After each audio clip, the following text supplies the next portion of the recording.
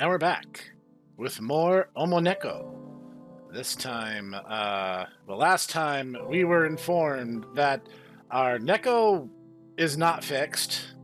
Please remember to spay and neuter your pets. It's a big responsibility that you should definitely do. And once again, Ditako is with me, this time sober and clear-headed. Hey, you're finally awake.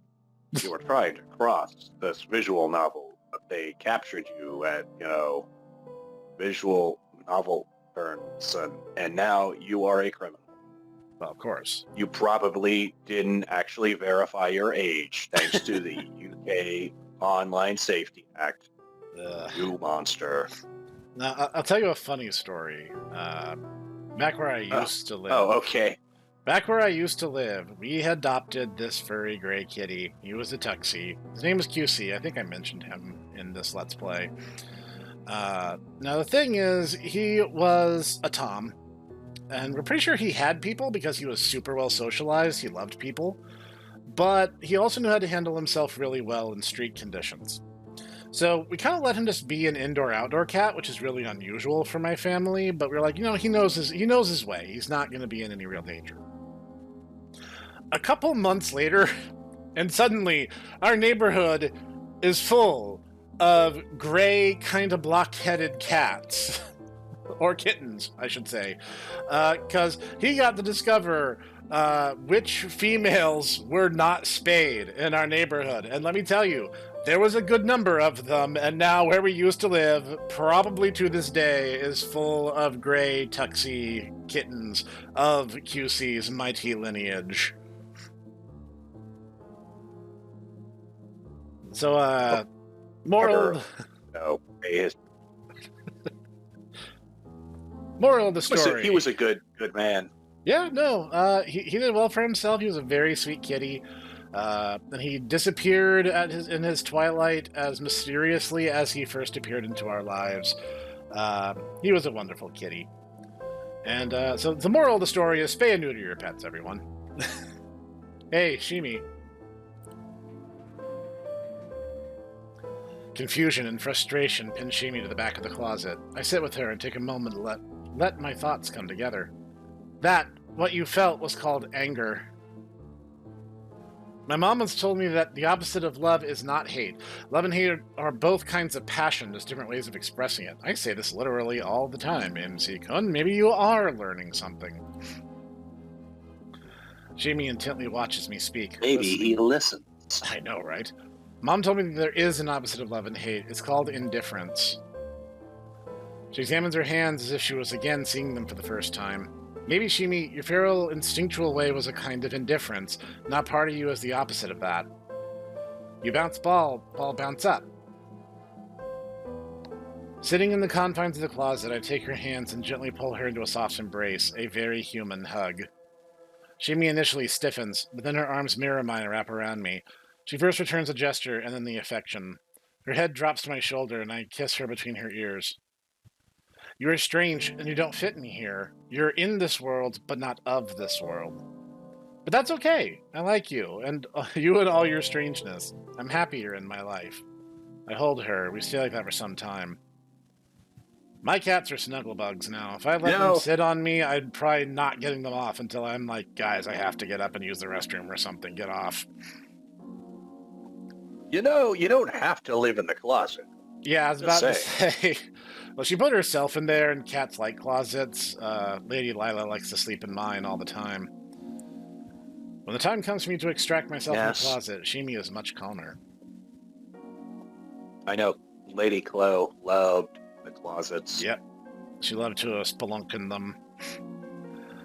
The evening sends Pepper and Claudia to bed and me to the sofa. Idle curiosity makes me turn my phone back on. Holy crap! Before I can read Goro's message, Shimi at the end of the sofa grabs my attention.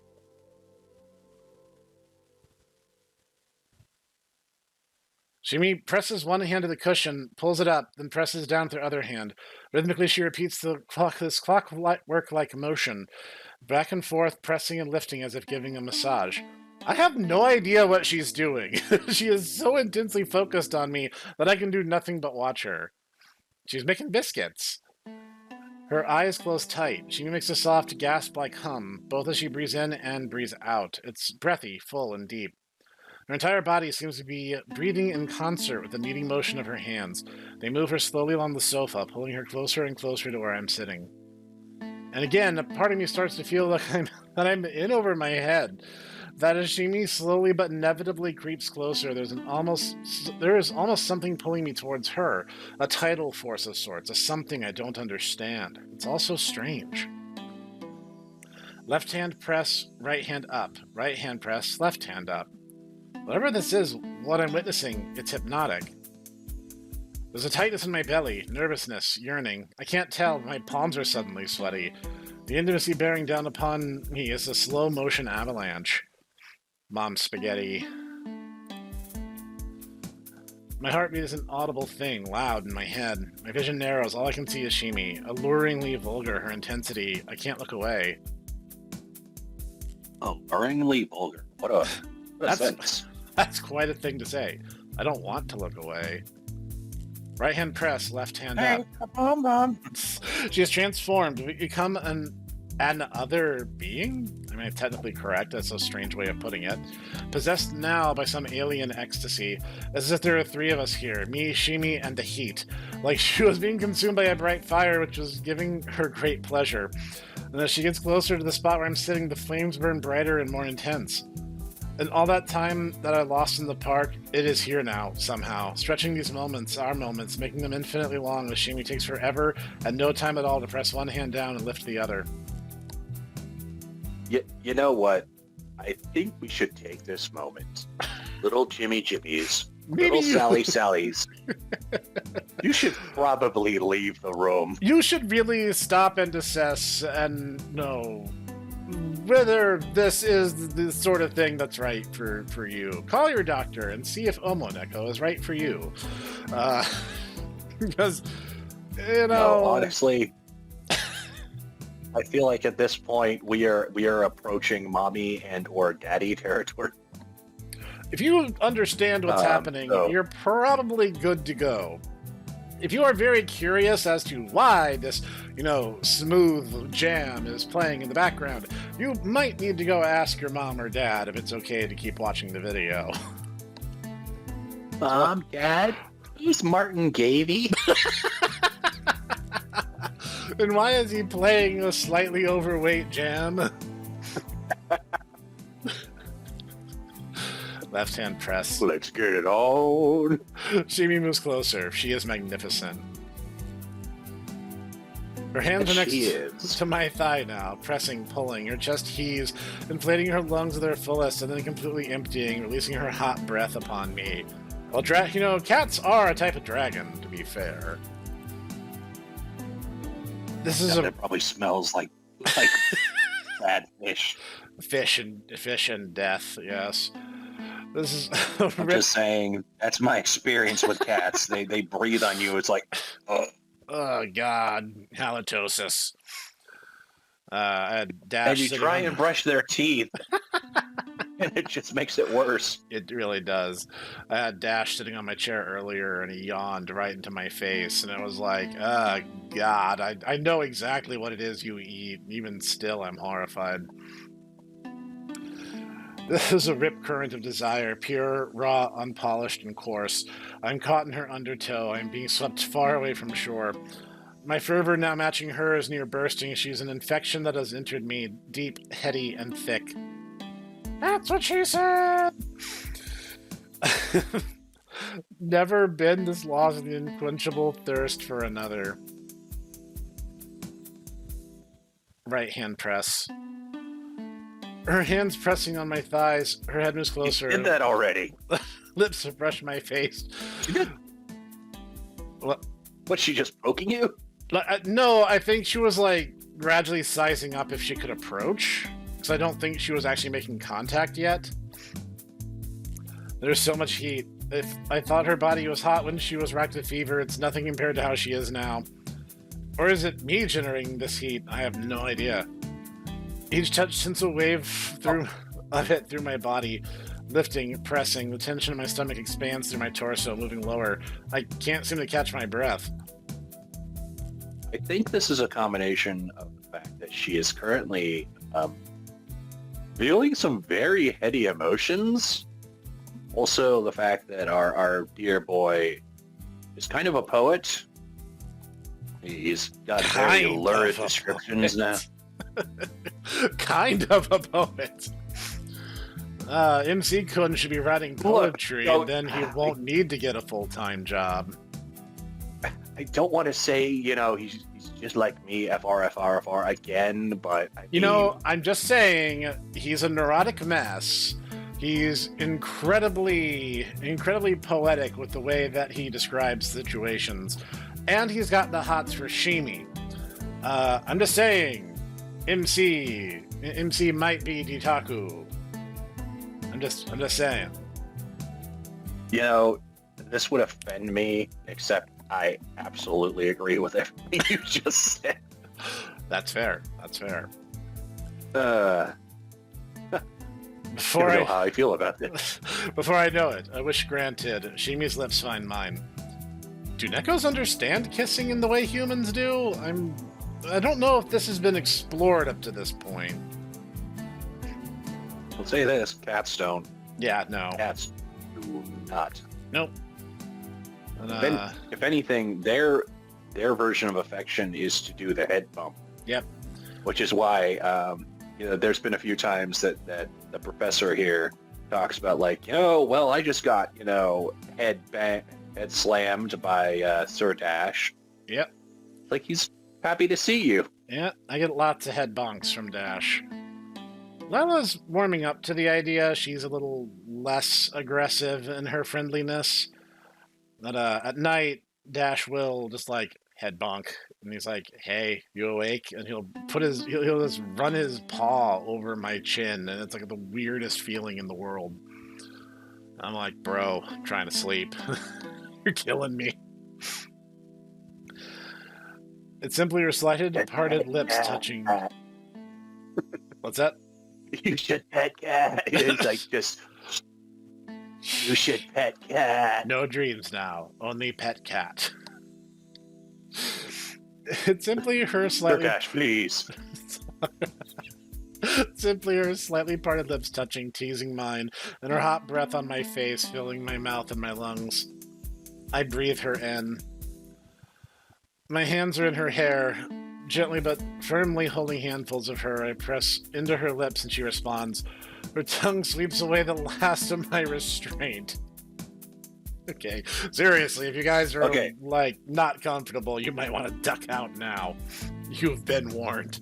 I'm just saying, first off, good job, MC. Secondly,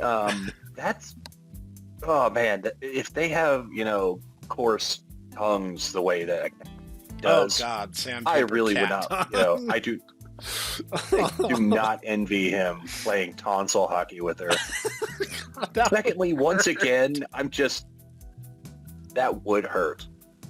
Also, oh God, I can't stop thinking about the fact that it's she has awful breath and it's he's going to be tasting that. Oh, man. Well, she eats people food, and I think he mentioned that Nekos brush their teeth, so maybe it won't be so bad. Maybe this is okay. I suppose that's true. I'm just... Maybe this isn't so bad. I want to believe it's not so bad. I'm just thinking to myself. You know what? We choose to believe. We choose. We choose. It hasn't been said, so we can choose to believe this. That's right. Hands massage my chest now. Shimi moves onto my lap. Okay. This is a last call. Last warning, people. No. I cannot promise you if there's suddenly going to be another Ultraman clip or not. You've been warned, though. The fire. We are feeding it, becoming consumed by it. Shimi licks from the base of my throat up and over my chin and lips, across my cheek, ending inside my ear. Okay, that's a little weird, but okay. Waves of pleasure. Yeah, I'll say this, Professor. All right. Oh, I was just going to say, it's going to be another hot. Okay. Taco. Ditaku understands the, that it is a thing, but Ditaku does not understand the why of why, like, ears and ear cleaning are considered so erogenous in certain Japanese media. I don't know. I don't get that. I don't get that. I don't know. I'm not sure. Yeah. Waves of pleasure pass through me, wrapping around each bone in my body, reshaping me as they go. I feel like, who would know? Who's that? I'm just Zach Stono. I feel like he would know.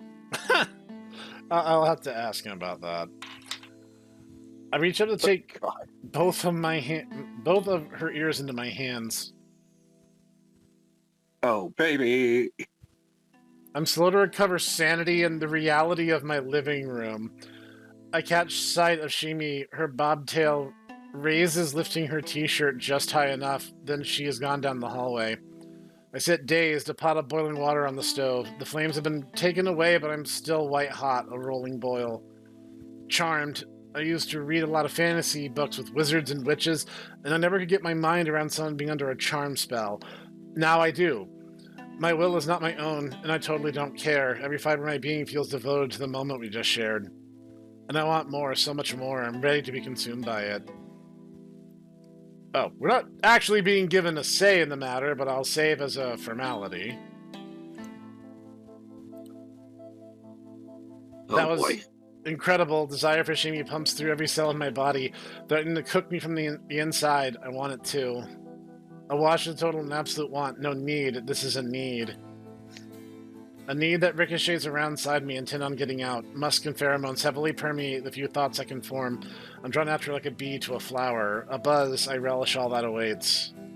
Shimi, she's an inescapable conclusion, an unescapable gravity. She is undeniable, she is inevitable. She is not here. What is she, some kind of, like, Marvel cosmic villain? I know, right? She couldn't fit under the bed and the windows are closed. She didn't just disappear. She's not a ghost, so where is she? And beads of sweat form as adrenaline injects and recharges my senses. A dark thrill causes my lip to curl into a predatory smile. Shimi is toying with me. This is all part of some feral Neko courtship. Ah, I don't need to seek you out. Game on, wildcat. Crouching slightly, I fall into the role of the hunter. Pepper's door is closed. The bathroom is empty. The closet. No, she isn't in the closet. My head, still swimming from our encounter only moments ago, can't unravel the mystery. She went down the hallway towards my room, didn't she? Think like Shimi. What if she doubled back while I was collecting myself on the sofa? Oh, you are crafty. Rushing quickly and quietly, I spring. Nothing. She's not perched behind the counter like I expected. It's possible she snuck Claudia's sunroom back into the living room. But a quick peek shows Claudia asleep and no sign of Shimi in the sunroom, or the living room. She's not in the bathroom or Pepper's room. I would have heard doors sliding. She may be stealthy, but the doors aren't. Same with the front and back doors. She has to still be in the house. And my pent-up craving for her weren't starting for it to unravel into frustration. I might be able to fully appreciate the talent just vanishing and appearing at a whim. That's just cats, dude. Yes, that's just what cats do. Yeah. I double-check all the rooms before making my way back towards my bedroom. She isn't even hidden amongst the shadows in the back of the closet.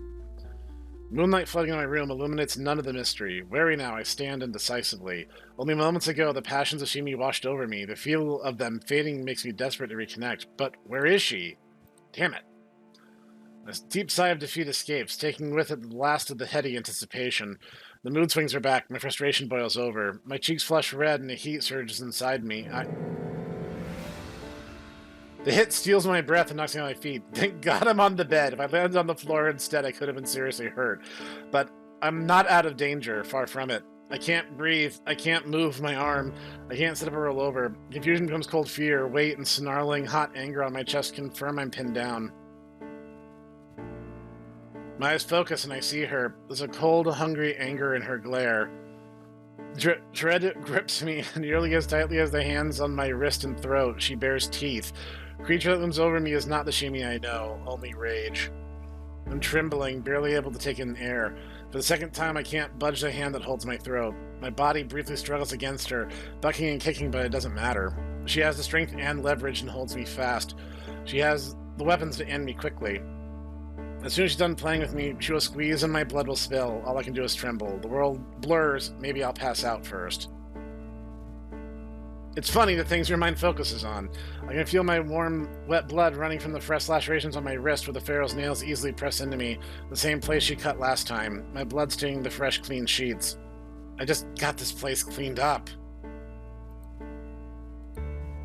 Nothing? I force open my eyes, blinking with a tear. Shimi's fear is replaced with her own confusion. It's like she expected me to resist, to fight her. Really fight, like throwing her into walls, punching and biting off her ear, fight her. I can feel her desperation for me to meet her rage of my own. Fight back. She needs me to fight back, but I don't, and it's bewildered her. Something changes. She tries to shake uncertainty from her thoughts, and thoughts from her head. Her manner changes, no longer the wild brutality, instead something civilized overcomes her. Shimi's grip goes slack. I'm able to feel my lungs again. Shimi lifts her hands from me, realizing the harm she's caused, harm that was not intended, and is intended not to hurt. She has a look of shock that she hurt me, or shame. She's naked? Is this how you Pharaohs romance? Some kind of challenge of domination where they prove their worth. The mantis decapitating her mate, the spider consuming her lover. As a matter of fact, actually, that's not all species and not all the time. In fact, mantises are found to eat their mate much more when they are in laboratory conditions than in nature, oftentimes because of a perceived lack of prey objects around. Are you telling me that Manti-chan in, Super Nature Fighters, giving the Huggy Wuggies of Doom to the hunters isn't, actually the way it is in nature? Not necessarily. I mean, they totally can, and they do, but you see it much more in laboratory conditions than you do in nature. So, yeah. Probably nothing that extreme, but a fight for certain. A contest to prove her worth to an elusive and rare male. My fear slips away. Shimi now, looks at me with softness. An emotional fragility shakes her to the core. She has no idea to handle the want, the honest and simple desire. The emotions roused for the one you love. A tear forms and falls from Shimi to me. Anxiety causes her to tremble. The situation is so very strange to her. So much of this world is. She's so vulnerable right now. Meanwhile, the Taku's like, baby!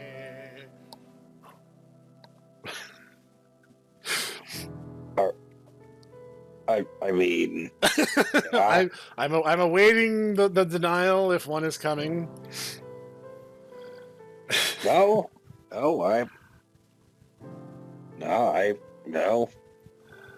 Shimi releases her. You got me. It's a fair cop. We're gonna do all 3 routes, so you will get to make fun of me before too long. Oh wow! You're doing the 7-foot-tall blonde. I'm sorry. I would say something, but I literally just snorted, and I'm like, I can't top that. You literally snorted derisively at my expense. I don't know how you can top that now. I didn't intend to, but in my doing Jimmy, I'm like, wow, job subconscious Taku, you're kind of an a-hole. It's funnier when these things are unintentional, though. Yes. Shimi releases her grip on me, the blood from her wrist still fresh on her nails. Filled with an irrational fear that she will flee and disappear forever, I instinctively grab her, tightly, but gently. Pulling her close, I hold her against me. No way, you did nothing wrong. Wow! Wow! Wow, Taku, I had no idea you were into that sort of stuff. Yeah, you know what? I've seen book talk. I know what ladies like. They'd be kind of freaky, though. I can't let her go right now. I need her to stay. I tell her as much. Shimi only resists slightly. Then, defeated and confused, our eyes meet. Still holding her, I slide a hand to her hair and caress. Unable to decide how to react, her breath quickens. Indecisiveness means death to a feral in the wild, but here, home, with me. True. Here, where she has become something. Something no longer feral, something not domestic. Roused. Slowly, the affection seeps back. Slowly, softly this time, Shimi relaxes into my embrace. Shimi's hands grip me again, but this time there is no malice in her touch, nothing to prove. Another tear leaps toward me, finding my face. Her mouth follows it. Her hand reaches around to hold me. Cradling the back of my head, her fingers graze the shallow cuts and dried blood there from her earlier pounce. The cuts on my wrist, neck, and scalp sting, but the pain cannot dull the contented pleasure of having her in my arms. Baby, you can mess me up anytime, said Yitaku. Like a conjurer. I'm not saying I'm a masochist, but I'm just saying that this is not going to bother me as much as, it would bother some people, I guess. Fair. Like a conjurer, she is casting her spell again. She even has little kitty ears like a conjurer. The fire is back in the flame, the boiling resumes. Welling up inside me, pulling me towards her like a beacon in the darkness. I let it blind me. We're becoming lost in it again, but this time it's different. This time it's something we're creating together. She rises from me, like a great bird of prey. Shimi looms over me for a moment. Then she takes me fully in her arms, claiming me as her own. Slippery from sweat, both our hands grasp her tightly, widening our connection in a physical way that emotionally drags us both from this house and takes us home. The walls melt away like the edges of shadow. We cross together into a realm of soft borders, where the only definitive shapes are us, me and Shimi and me. And then we're in a different place, a place where only Shimi, me, and the inexplicable heat of us exist, where one ends and where another begins becomes unimportant. A beauty, unpolished and simply divine. The little death, Shakespeare called it. As for the details, well, a gentleman doesn't kiss and tell. Oh, thank God. I thought I was going to need to have Ultraman kick Itaku in the head again. It's not even my fault! Lying together, Shimi makes her weird little smile at me. It evokes my own grin in return. You keep wrecking my bed. I know my tease is mostly lost on her. She doesn't understand the words, but that doesn't matter. Shimi can read my emotions, my meaning, and she responds by curling toward me, nuzzling close. Her hand reaches around to hold me, cradling the back of my head. Her fingers graze the shallow cuts and dried blood there, cuts made in the throes of passion a short time ago by my girl, my wildcat. A match set for the wounds on my wrist. It stings, but it's nothing compared to the contented pleasure of having her in my arms. Feeling her body against me is what I now know I've always wanted. I hold her close. Well, you are now that guy who went all the way with OmOneko. Congrats. First rays of sunlight streaming into my room illuminate the empty spot beside me. They won't find Shimi. They never do, and she makes sure of it. I already knew she wasn't next to me before my eyes opened. Disappointment tints the room, but only momentarily. Louder and more vibrant than any trifling or fleeting concerns, the echoes of last night's passion resonate through every part of me. The taste of her envelops the room. I can still feel her curves as if she had been branded into my skin, seared into me. Shimi. We keep looking for connections, and oh boy did we find one. Forbidden and hostile, last night with her was the single most exhilarating thing I've experienced. Wilder than any adventure with Goro, more passionate than any time with Mia, and more real than anything I've felt since. I genuinely can't remember when or if I've ever felt this way. Trying to piece it all together is impossible. It was also in the moment with her, reckless, real, roused. I'm not totally sure I recall everything that went on. Catching my reflection in the mirror startles me. Face of a stranger. A confident, cocky stranger. Well, hello, good looking. Oh, you've digivolved the Johnny Bravo. Hello, police. There's a handsome man in my bathroom. Never mind. It's just me.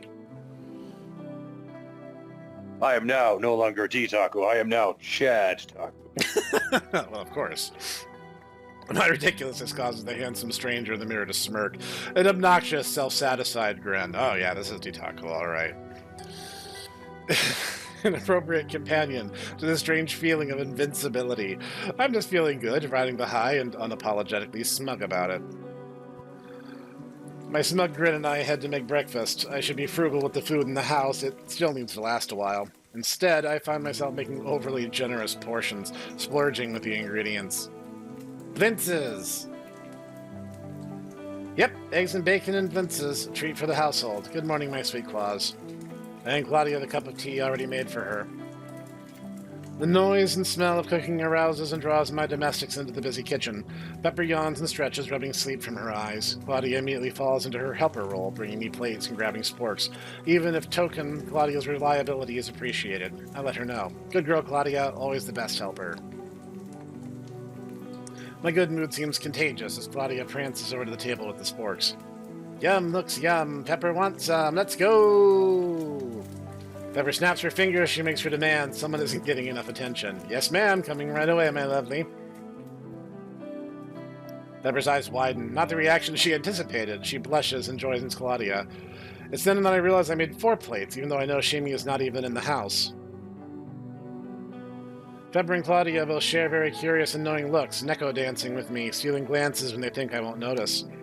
Shimi and I weren't quiet last night, and for a fleeting moment I wonder how aware everyone is of what went on, which causes the concerns and stigmas to again peek out from the corner of my smugness. I just don't have enough to give the thought any merit, and without any surface to cling to, the concern slips away and fades. Not getting a reaction from me, Claudia and Pepper's interest fade as well.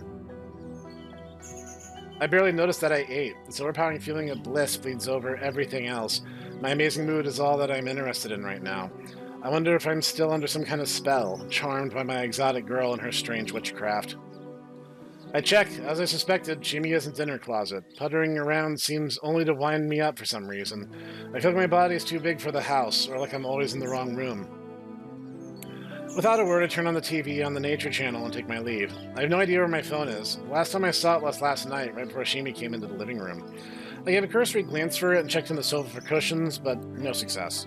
Goro sent a message. I totally forgot. Damn. I'll look for it later.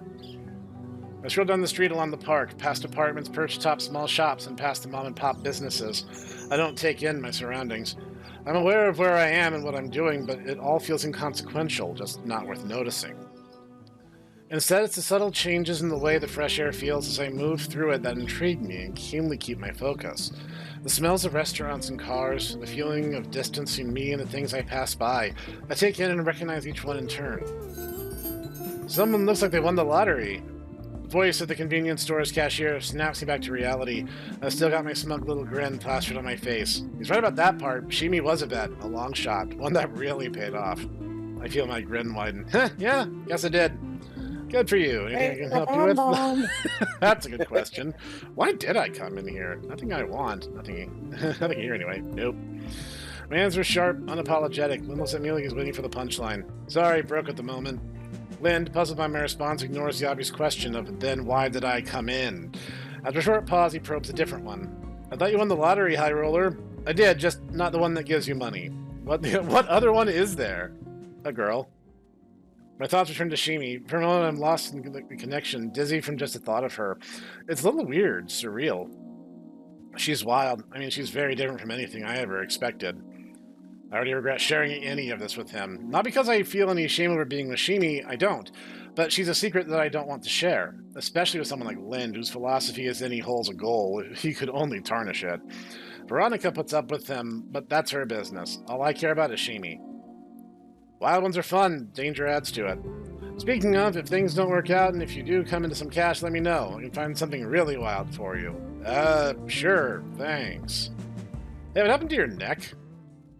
Whoops, gotta go! Out of the store, some distance down the street, the sunshine, fresh air, and bright scenery refresh and reflect my mood again. Lind thinks he can find something pretty wild for me. I have to laugh. No, Lind, I'll take a hard pass on whatever it is you know as wild. Thoughts of Shimi color everything, filling my mind and shielding me from all possible distractions. I just let the smile fill my face.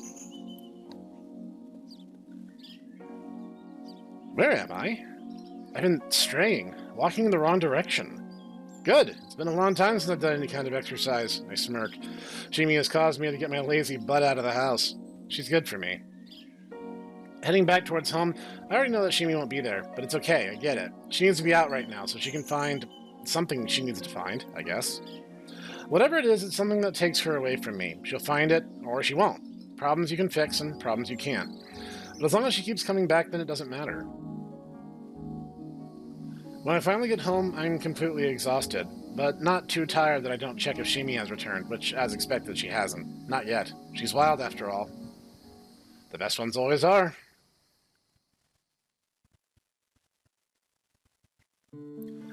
If you don't stop picking at your wrist, it will never heal. Shimi's gone. Again. I mean, still gone. 3 days. I tell myself that stray cats will stray and she'll come back. Hopefully this is time without a bag of dead rats or Veronica's underwear. I'm kidding myself. She could show up right now with Veronica's crotchless panties wrapped around a clutch of dead rats, and I'd still be so happy to see her I'd bake her a cake with all of it. Panty rat cake. My tangled thoughts are sticky, gluing me to the bed. I should get up, I just don't. I'm staring at the scabs on my wrist and the scars on the picture above the bed. Pepper and Claudia anchor me to the daily grind, which is what eventually gets me moving. A late breakfast for the girls. I have no appetite. My head fills with white noise, my ears with a dull, whining ring. Unconsciously, I made a plate for Shimi again. Stop picking at your wrist and get infected. The day crawls on. Nothing I do seems to distract me, just like yesterday and the day before. Shimi's absence is a prevailing hunger. That's a bit dramatic. I just miss her. It's not like we hang out when she is here, but feeling her close by, knowing that she's in the closet or about to materialize next to me at any moment is comforting. But she's not here. She's far away out there somewhere. T. I've been impersonating a mannequin, empty-headed, gazing off into nothing, staring blankly at the television. The television that is not turned on. Yeah, of course. I'll fix us some tea. Mom's been collecting tea bags for as long as I can remember. She grabs them from hotel rooms whenever she stays in one for work. There's an old cookie tin in the cabinet, bursting with them. I always found it odd, since she only drinks tea made with loose leaves, never from bags. Anyway, short on money, a way we've been saving a few bucks as I stopped buying loose tea. At least until we use up all the tea bags in the tin. My hand reaches in and pulls out chamomile. It's supposed to be calming. If I were to be any more calm, I'd be in a coma. Second random pull's a better choice. Caffeine in my system will do me good. Sounds of activity attract Pepper. Grabbing tea, Pepper. Want some? Pepper wants something. She nods, but her expression is not happy Pepper yum. It's accusing. I try and ignore it. Grabbing 3 cups, I set the kettle to boil on the stove. Life as a kettle, empty until someone comes along and fills you up, sets you to a slow boil. Then when you're sure you can't take any more shaking and steaming, you're emptied out, set aside and hollow again until they decide you're needed once more and fill you back up, if only to repeat the ritual. Wow, I really need to snap out of it. Pepper and Claudia watch me with peculiar expressions. Claudia looks troubled by my near-compensated distraction. Pepper looks like she's about to scold me. Embarrassed, I force a smile. I'm okay, girls, really, I'm fine. Sashimi splat cat gone scat, on all fours to chase a rat. Pepper smiles wildly, seizing the opportunity to tease me and seemingly proud of her rhyme. Seeing my expression falter, she adds, "Stupid sashimi." Claudia hands me the milk and sums it up simply. Still wildcat? Yeah, still a wildcat. Tired, wants to sleep. I don't want to sleep. Claudia gives a small disappointed sigh and her hand fidgets with her braid, but she doesn't say anything else. Maybe I misinterpreted what Claudia was trying to tell me. It doesn't matter. I can't get the buzzing in my head to stop, and I don't want to be near my bed. 3 days ago, I was on top of the world. I must look terrible for them to put this much effort into making me feel better. The buzzing is replaced by the wailing whistle of the kettle, giving me something to focus on. Wildcat. She's been that for a lot longer than she's been Shimi, and she'll be just fine out there. It's just, I say nothing as I fix the tea. You're right, Shimi just needs to stretch her legs. Prowl. She's still a feral at heart. Again, I try to reassure my girls and myself. Something about that thought works.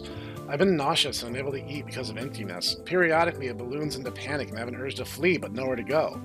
But sitting here with a cup of tea, 2 grateful Nekos, and the idea that Shimi is out being wild for a little while, I suddenly feel normal, calm, and at peace. It's amazingly indescribable how wonderful normal can feel when you're not used to it. In a way, it's a terrible thing because it's fleeting. A short break in the clouds reminding you how far away you've been from normal and what you're missing. Claudia and Pepper are gone. I've done it again. My mind wandered off and I've been sitting here who knows how long staring at my now cold tea. I swallow it all in one gulp.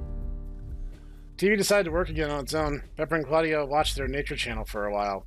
I checked Shimi's closet. Of course it's empty. I knew it would be. I had to check anyway.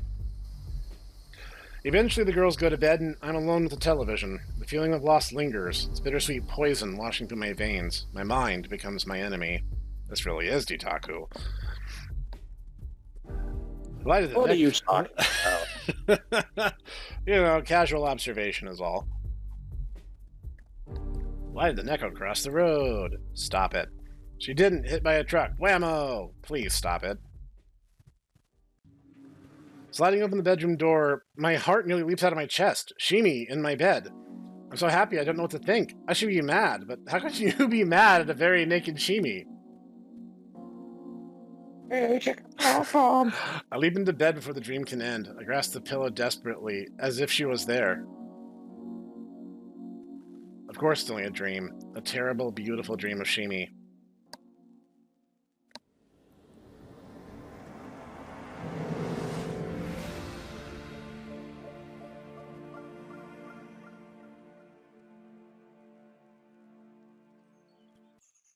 The weight of time heavy on me drags. On the 5th day, the worry became too much. I keep asking myself, what if she's hurt? But weirdly, somehow I know she's not. I stopped asking myself, how is it that I know stuff that I couldn't possibly know? There's no answer, none I could ever understand anyway. I bonded to Shimi. It's the only reasonable explanation. Bonded in some deep and weird feral Neko way. Her pheromones, my intuition, or some strange, otherworldly connection from our expanding of each other's worlds. And we feel each other You in some definitely way. did something, all right. And we feel each other in some way that's deeply poetic and totally illogical. Maybe Nekos have psychic powers. Yeah, that sounds totally reasonable. Not at all.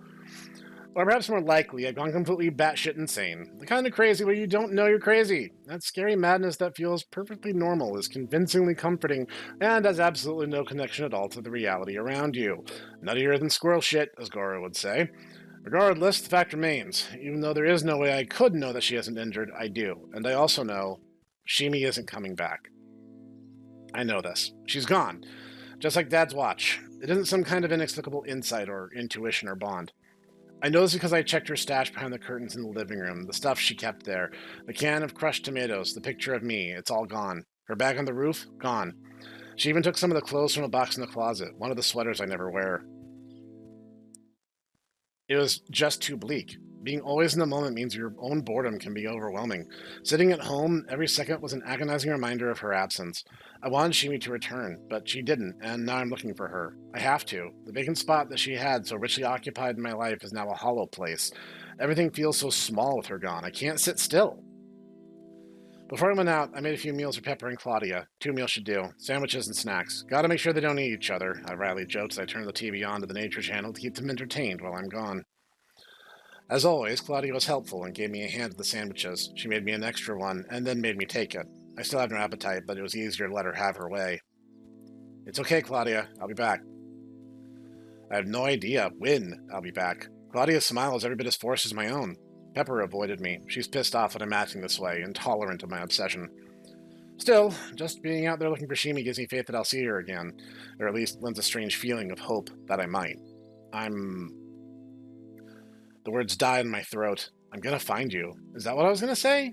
No, maybe. I'm gonna do everything I can to find you, Shimi. Even if you never come back, I need you to know how important you are to me. I need to try. The task is immediately overwhelming. Feral Nekos have huge overlapping territories. Everyone knows they're out there. It's just so rare that you actually get to see one. Before Shimi showed up that night in my bushes, I had only ever seen ferals on TV and the internet. What's worse, like that night in the woods with Shimi, I know that if a feral doesn't want to be seen, you'd never know it was right there next to you. Not really knowing what I'm doing, I ended up at the shops past the park. I have no clue how to find her. It's not like I can walk up to people and ask, "Excuse me, have you seen a one-eyed feral Neko missing a tail?" In fact, I find myself avoiding people, pretending we aren't there. I wander, finding myself more and more moving in the long shadows, acting as a part of the scenery, nondescript among that fringe feral existence, dwelling on the hazy periphery of the human world, feeling like a stranger in both. I notice things I'd normally never see. Small paths between buildings, shortcuts around intersections and bus stops, places that humans pass by but never pay any attention to, never notice, places where a Neko could be, and invisible. I follow the hidden in plain sight paths. For hours, I just walk. The sun hangs still as if nailed to the sky. It feels like time has gone on without me. I look into heavily shadowed spots, into alleys, bushes, clumps of trees, praying I'll see her or a trace of her. I don't. I know I'm ambling, wandering, but not entirely aimlessly. I'm following hope. When my senses return to the human world, the reality is strange and uncanny, like waking up from a dream that has become real. I stand frozen, taking it all in, my mind rejecting what I'm seeing. Blinking several times doesn't change the picture. Our town never had a big subway system, but it had one. Back when they thought this town was going to grow a lot more than it ever did. Back before the factories were forgotten and left to rot. Too expensive to maintain, not enough people using it to justify keeping it open. That's what they told us, anyway. Now the public transportation happens above ground, by bus and train. But the subway, the tunnels and tracks, it's all still down there. And squarely before me is an entrance to the old underground.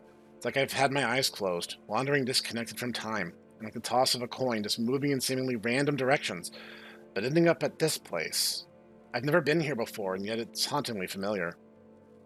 The long, unused stairway, now inaccessible by the closed gate, chain and padlock, the weathered metal signs all deter exploring. Still, I know I could squeeze through. It's like they intentionally left the gap big enough, discouraging access in theory only. I know I could slip down. World, world with, monster rats is really... Why didn't they secure it more? They're going to be down there. Yep. Especially given that someone has, literally written "Here be monsters" on the wall in Latin. So, I mean, I know I could slip down those stairs and into the concrete world below. I know that a feral would, because there are rats down there. Not a place for OmOneko to live, but ripe hunting grounds. Is this where Shimi went to get the rats she brought home? My heart beats quickly at the prospect of completely submerging into a cold darkness of that place. It's as close as I could get to her world, easily slipping into a realm avoided and forgotten by humans. A strange, second world only of rats and cats. But a very real fear chases any romanticized notion out of my head. I'd be prey down there. The rats would feel me cluelessly stumbling through their lair. Blind, I'd be their meal. I'm already moving away. Again, the pain of being away from Shimi clouds any sense of a plan. Tormented, I'd just keep moving. Like an addict searching for a fix, I move along in aimless determination, far from home, along the river, through areas slowly being reclaimed by nature. I'm pulled by a mystical divining rod drawn along the trails of her, but the trail is not a straight line. The sun wanders above me. I stray through the maze below. I momentarily get the feeling I'm being watched. It feels good. Then once again, my eyes refocus. I recognize this place. Post-apocalyptic and alien world. Glassless windows and doorless entryways, crumbling brick mill and cannery buildings, and long empty shells of warehouses. A broken landscape devoid of life, a ruinous place populated by a vacant quiet, unnatural, and endlessly strange. Only a short distance away are the thin woods sporadically littered with trash. Between the buildings and trees is the overgrown parking lot. Despite the fatigue, I move quickly through the fossilized remnant of the town's past. I can't stop myself from running. Home. Coming upon Shimi's shed, I can taste her in the air. My heart races. How the hell did I get here? Part of me is convinced I'm asleep. This is a dream, and right before I get inside the shed, I'll wake up. But I don't. Stepping inside, the rot, damp, and mold assail me, seeking to choke me back outside with their earthly reek of decay. The shed is in much worse shape than I remember, ready to collapse upon itself. It feels tiny now, so much smaller to the point I question if it's the same shed. But this is the right place. Shimi's here, even though she isn't. I can feel her. Of course it's her shed. The faded pages of a magazine hanging on the wall confirm it to me. It's claustrophobic, and yet I feel I could so easily get lost in this tiny space. So I do. See, that was the thing. That was... What's that? Well, I was just going to say, I wondered about why they made such a big deal about the things going on the things that were on the wall, but I guess now we have the answer. Yep. Beneath the mildew, past the dust and fetid earth and redolence, the intoxicating invisible perfume of Shimi's presence prevails. Traces of her, vestiges, her marks, ghosts of her scent, her lingering echo. The shadows of the old shed, the ceiling walls and floor, the tarp, all hold a memory of her, a quiet version of her, like the faintest whisper diluted by time, but I can still hear it with every fiber of my being. Madness. I'm not crazy. That sounds like something a crazy person would say. My thoughts are too flowery, too poetic. Being here teases me with the promise of her, making me miss her all the more. The pain that's been quietly eating a hole in my gut is renewed. It rages at her absence, but I don't leave. As bad as the yearning is, a small piece of her is better than none at all. I fall into her tarp. The ragged remnant of canvas is mildewed and earthy, and I don't care. I hold it close against me and clutch at the wisps of Shimi. The many times she curled up here, wrapped herself in it, the coarse, damp canvas barely staving off the weather. I feel as if her essence were sewn into the fabric. And as my tears mingle into her tangible memory, adding dampness to the musty cloth, everything else melts away. Laying here covered in grime on the edge of both the human and the feral worlds, either my madness consumes me or some strange clarity, because I finally understand. Shimi went from avoiding the human world to being shoved into the heart of it, completely reliant on it, reliant on me. And in doing so, in saving her and bonding with her, I spoiled her. In the same way that Pepper and Claudia are forever spoiled, but so much worse. She's Eve, having bitten the apple, cast out of Eden. Ignorance was bliss. For the first time, she found herself aware, considering things, contemplating things, something she had never done before. That's what Claudia was trying to tell me. Roused. And when that happened, when she became Shimi, parts of her world effectively became invisible to her. Her senses and instincts permanently weakened, and now because of it, she feels out of place. That's what Shimi lost, what she's been looking for all this time. I did this. Regardless of the circumstance, regardless of the necessity, I've taken that innocence, that indifference from her. I roused her, woke her up, polluting her perceptions and corrupting her instincts. To save Shimi, I killed the feral. And as valuable as I am to her, her world is now forever and fundamentally incomplete, and the loss isn't made up for it by me. You brought me here, trying to connect both our worlds, hoping one would fill the gaps left by the other. But it didn't. I couldn't. Even though I felt the psychological torment Shimi's going through, I'll forever remain incapable of understanding or completely empathizing with what Shimi's missing, because no one can. And she changed me, too. Peering into her world, bonding to her, it opened up some different way of seeing for me, paying attention in a way I never knew how. A trade, where my world is now different, more and less complete. She has spoiled me. Adam gave up a rib for Eve. How much of yourself are you willing to give up for this feral? Shimi. We are bound, but she will live with the yearning, surviving as she always has, enduring as she always has, whereas I will grieve every day. The realization, the knowledge, and understanding makes none of this easier. I hold the ragged tarp and allow my eyes to close. For that moment, the tarp is Shimi, and I hold her tightly to me once more.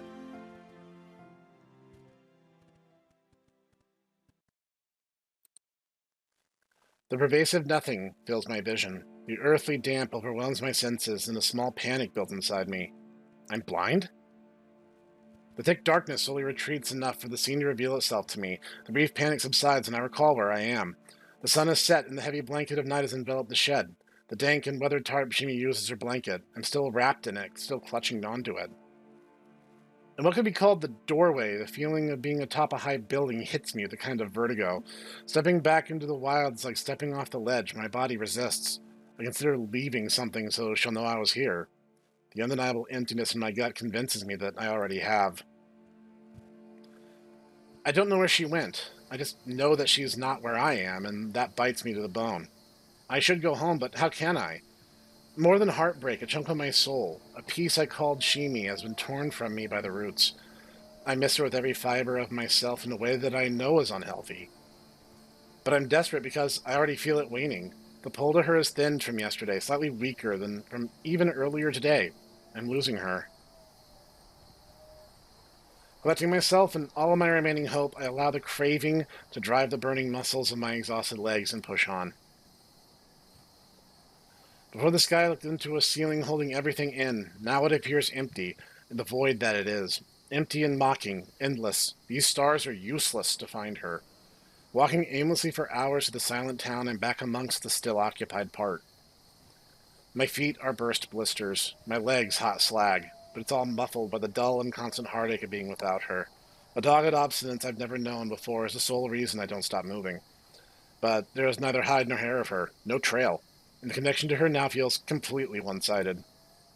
Maybe I imagined it. Maybe it was just a dream. No, I can't believe it wasn't real. Or maybe I refuse to. I don't know anymore. I was so certain about our bond, but now maybe she's just too far away for me to feel it. Instead of shoring up hope, this thought dejects me further, stopping me in my tracks, making me feel even more lost and alone. The ambience of the night only mocks my pathetic attempt to find her. I feel the bus before I hear it or see it, something Shimi would be able to do. The bus approaches. I ended up in front of its stop. The lighted banner tells me it's the crosstown and it's heading back towards my house. We'll stop near the shops, near Lind, and the restaurant where that waitress works. Quick look at the schedule at the stop tells me I'm a long way from home, and this is the last bus of the evening. In my heart, I know I won't see Shimi tonight. She is not just walking in the shadows of her world, amongst but parallel to the human one, but she is also physically far away, which is why I can't feel her and why our connection is vague and frayed. Still, the cold heat tightens in my heart and urges my legs to press on, demanding that they defy the notion of giving up or giving in. I've reached the crossroads. The bus groans to a stop, and the doors like gates to another dimension open to me unceremoniously. The sound reeks of defeat, of finality. Alright, we have a decision to make. Are we going to walk home, or are we going to take the bus? What would you do, Ditaku? If it were me, honestly, I would take the bus, but I'm curious what you would do. I mean, I'd probably take the bus, but I mean, if you're looking for a cat, she isn't going to be on the bus. So it would make more sense. I suppose that's true. Like, it depends on what you're shooting for. If your only goal is, hey, I got to get home, then yeah, definitely take the bus. But we're looking for someone, so I think we're being compelled to walk. I feel, yes, the narrative is kind of implying that you have the long walk. Yep. Long walk of shame. I can't see the driver, but I feel his empty stare.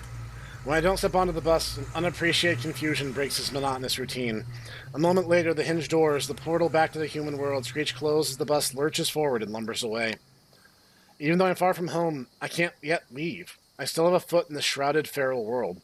Once I step out of it, I don't think I'll find it again. My aching legs carry me forward. I push on, fighting for my lost cause. I am awake now, roused. I don't want to go back to sleep. Continuing, I find myself avoiding the streetlights, seeking the path that is shadowy and less defined by the straight lines of pavement and asphalt. Trying to follow some trail neither etched in stone nor written in sand, but somewhere in between. After a while, I break from the daze.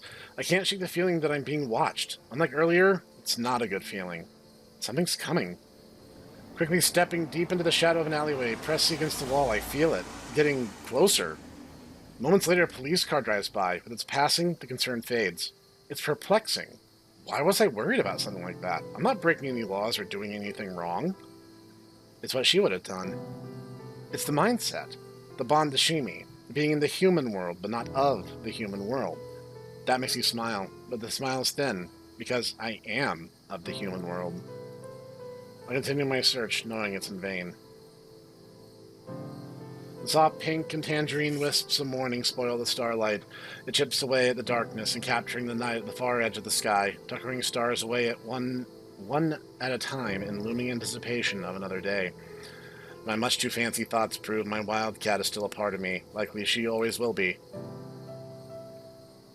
There's nothing in the bushes, neither a huge rat nor a familiar feral.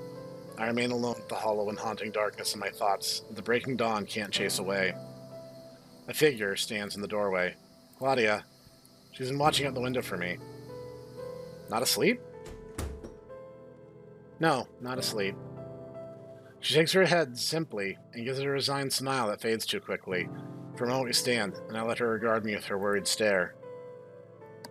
She follows me to the sofa, where I am more collapsed than sit. My legs are too eager to be done.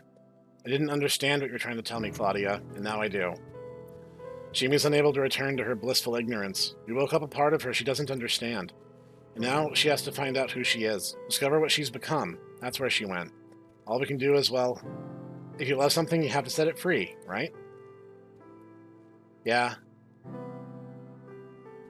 Claudia places a comforting hand on my thigh. Her eyes drift to the window where Shimi used to keep her can of crushed tomatoes. Seems I wasn't the only one that grew attached to her. Shimi's out there in her world. We're here in ours. But there was a place where we overlapped and for a short time came together. It's my turn to hug Claudia. I'm very grateful we met her. If I had to do it all again, I know I wouldn't change a thing. We gaze at the window together. Tea. Yeah, good idea. Come on, Claus, let's make breakfast. Bro, you haven't slept all night. You need to sleep. You know what? I can say this. It's possible. It's in fact even feasible for, a driven man to go without sleep. No, He's absolutely. not going to feel good about it. No, it's going to be miserable, but it's doable.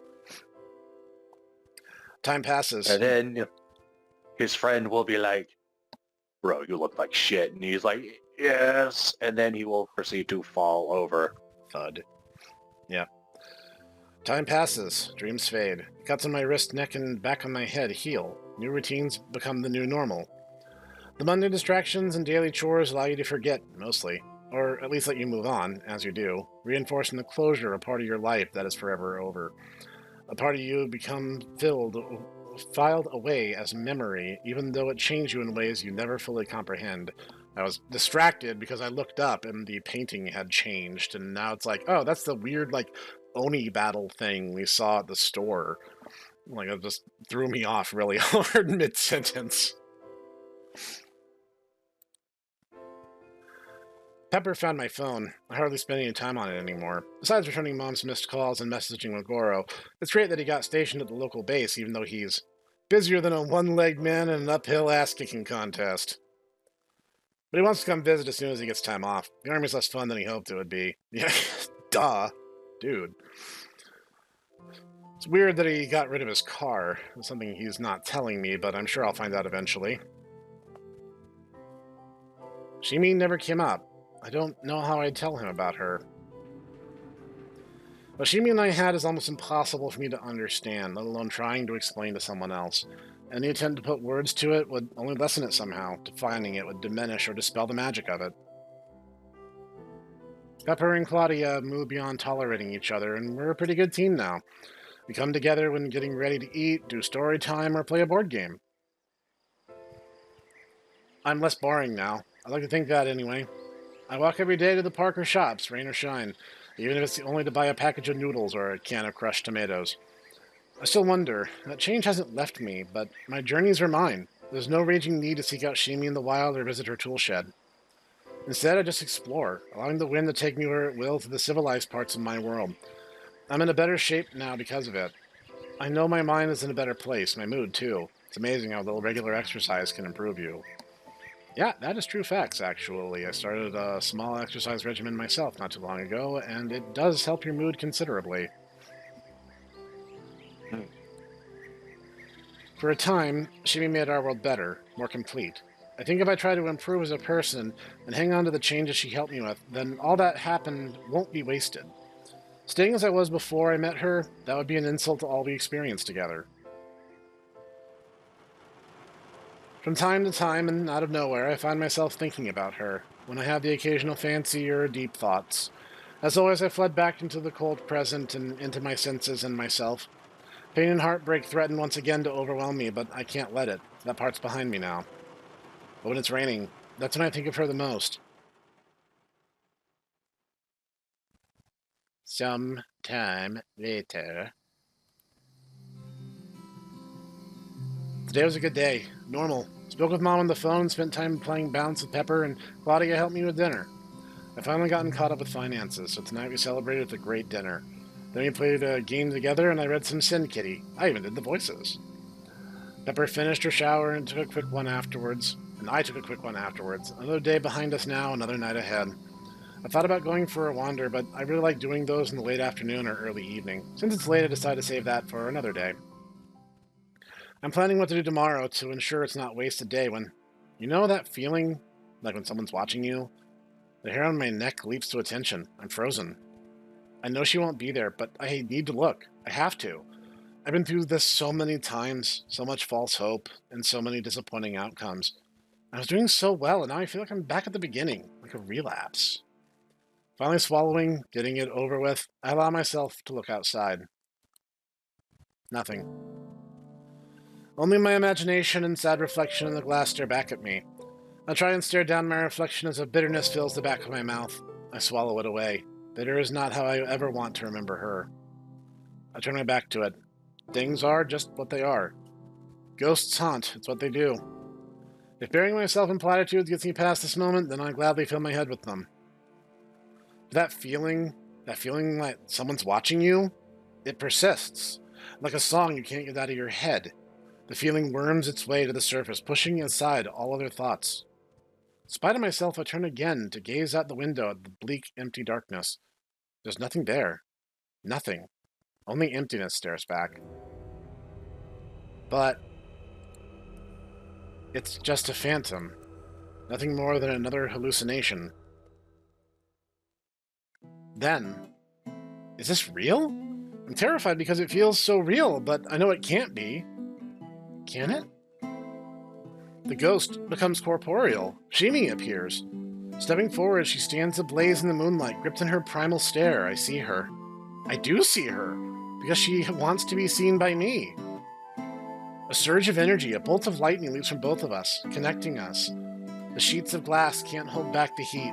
We feel each other completely, causing that small, weird smile to erupt on her face. The smile, an impossible-to-open lock, unlatched just for me. Shimi? Shimi! Her voice breaks the spell. I turn and run full speed to the door, nearly tripping and crashing into the wall. My heart's a jackhammer. Flinging the door open, Shimi's short tail is already there waiting for me. The vestige of her tail raised, her blue eye bright and wide, her weird little smile with a chipped tooth, all for me. Her focus eagerly dances around my face as she softly takes me in. She's dirty again. Her hair smells like earth and grime and sweat. She's very close. I stand very still, unable to convince myself this isn't just another dream. Placing her hands on my shoulders, the electricity as she touches me seems to charge my soul.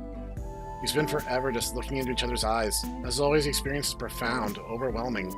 Tears threaten. My breathing becomes ragged. I missed you so much. I barely managed to squeak, finally allowing my hands to touch her and myself to believe. Shimi is here. She's real.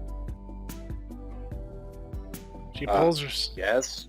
Yes, we've concluded that, MC-kun.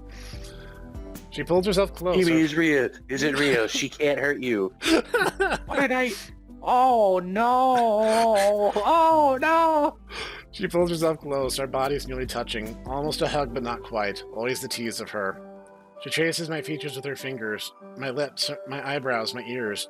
Only inches apart, her body's soft heat assails me through the cloth of an old sweater, caressing me in the undeniable intensity of her.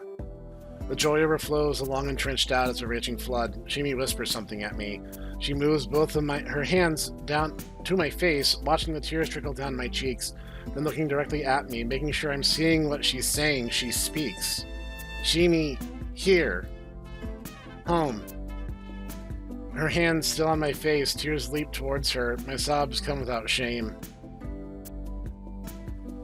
I know that my wildcat will roam, and that this isn't the last time she'll disappear on me. But I also know that it's okay, because no matter where she goes, this is where she will always find herself coming back to. The place that is forever now the center of an immensely important part of the world. This house, our home. A feral and a human, parallel lines, paths that are fated to never cross, impossible to connect. Yet, somehow, despite no commonality in language or ideals or perspective, we have found an unlikely place where we fit together. Shimi then steps back, studying me with her weird little smile. Actually, you're getting better at it. She holds her arm out for me to examine, even though it's completely healed. I laugh. Of course, yes. I take her arm in my hands and gently run my fingers across the scars, drawing goosebumps and forcing a quick inhale from her. I kiss the scar on her arm and she purrs. Our foreheads touch. She rubs her face against mine. Welcome home, my wildcat. Let's get you a bath.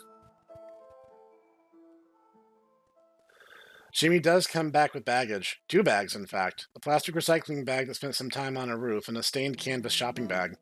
2 bags contain everything she ever owned, gathered from her many stashes. Shimi, home. The Shimi end.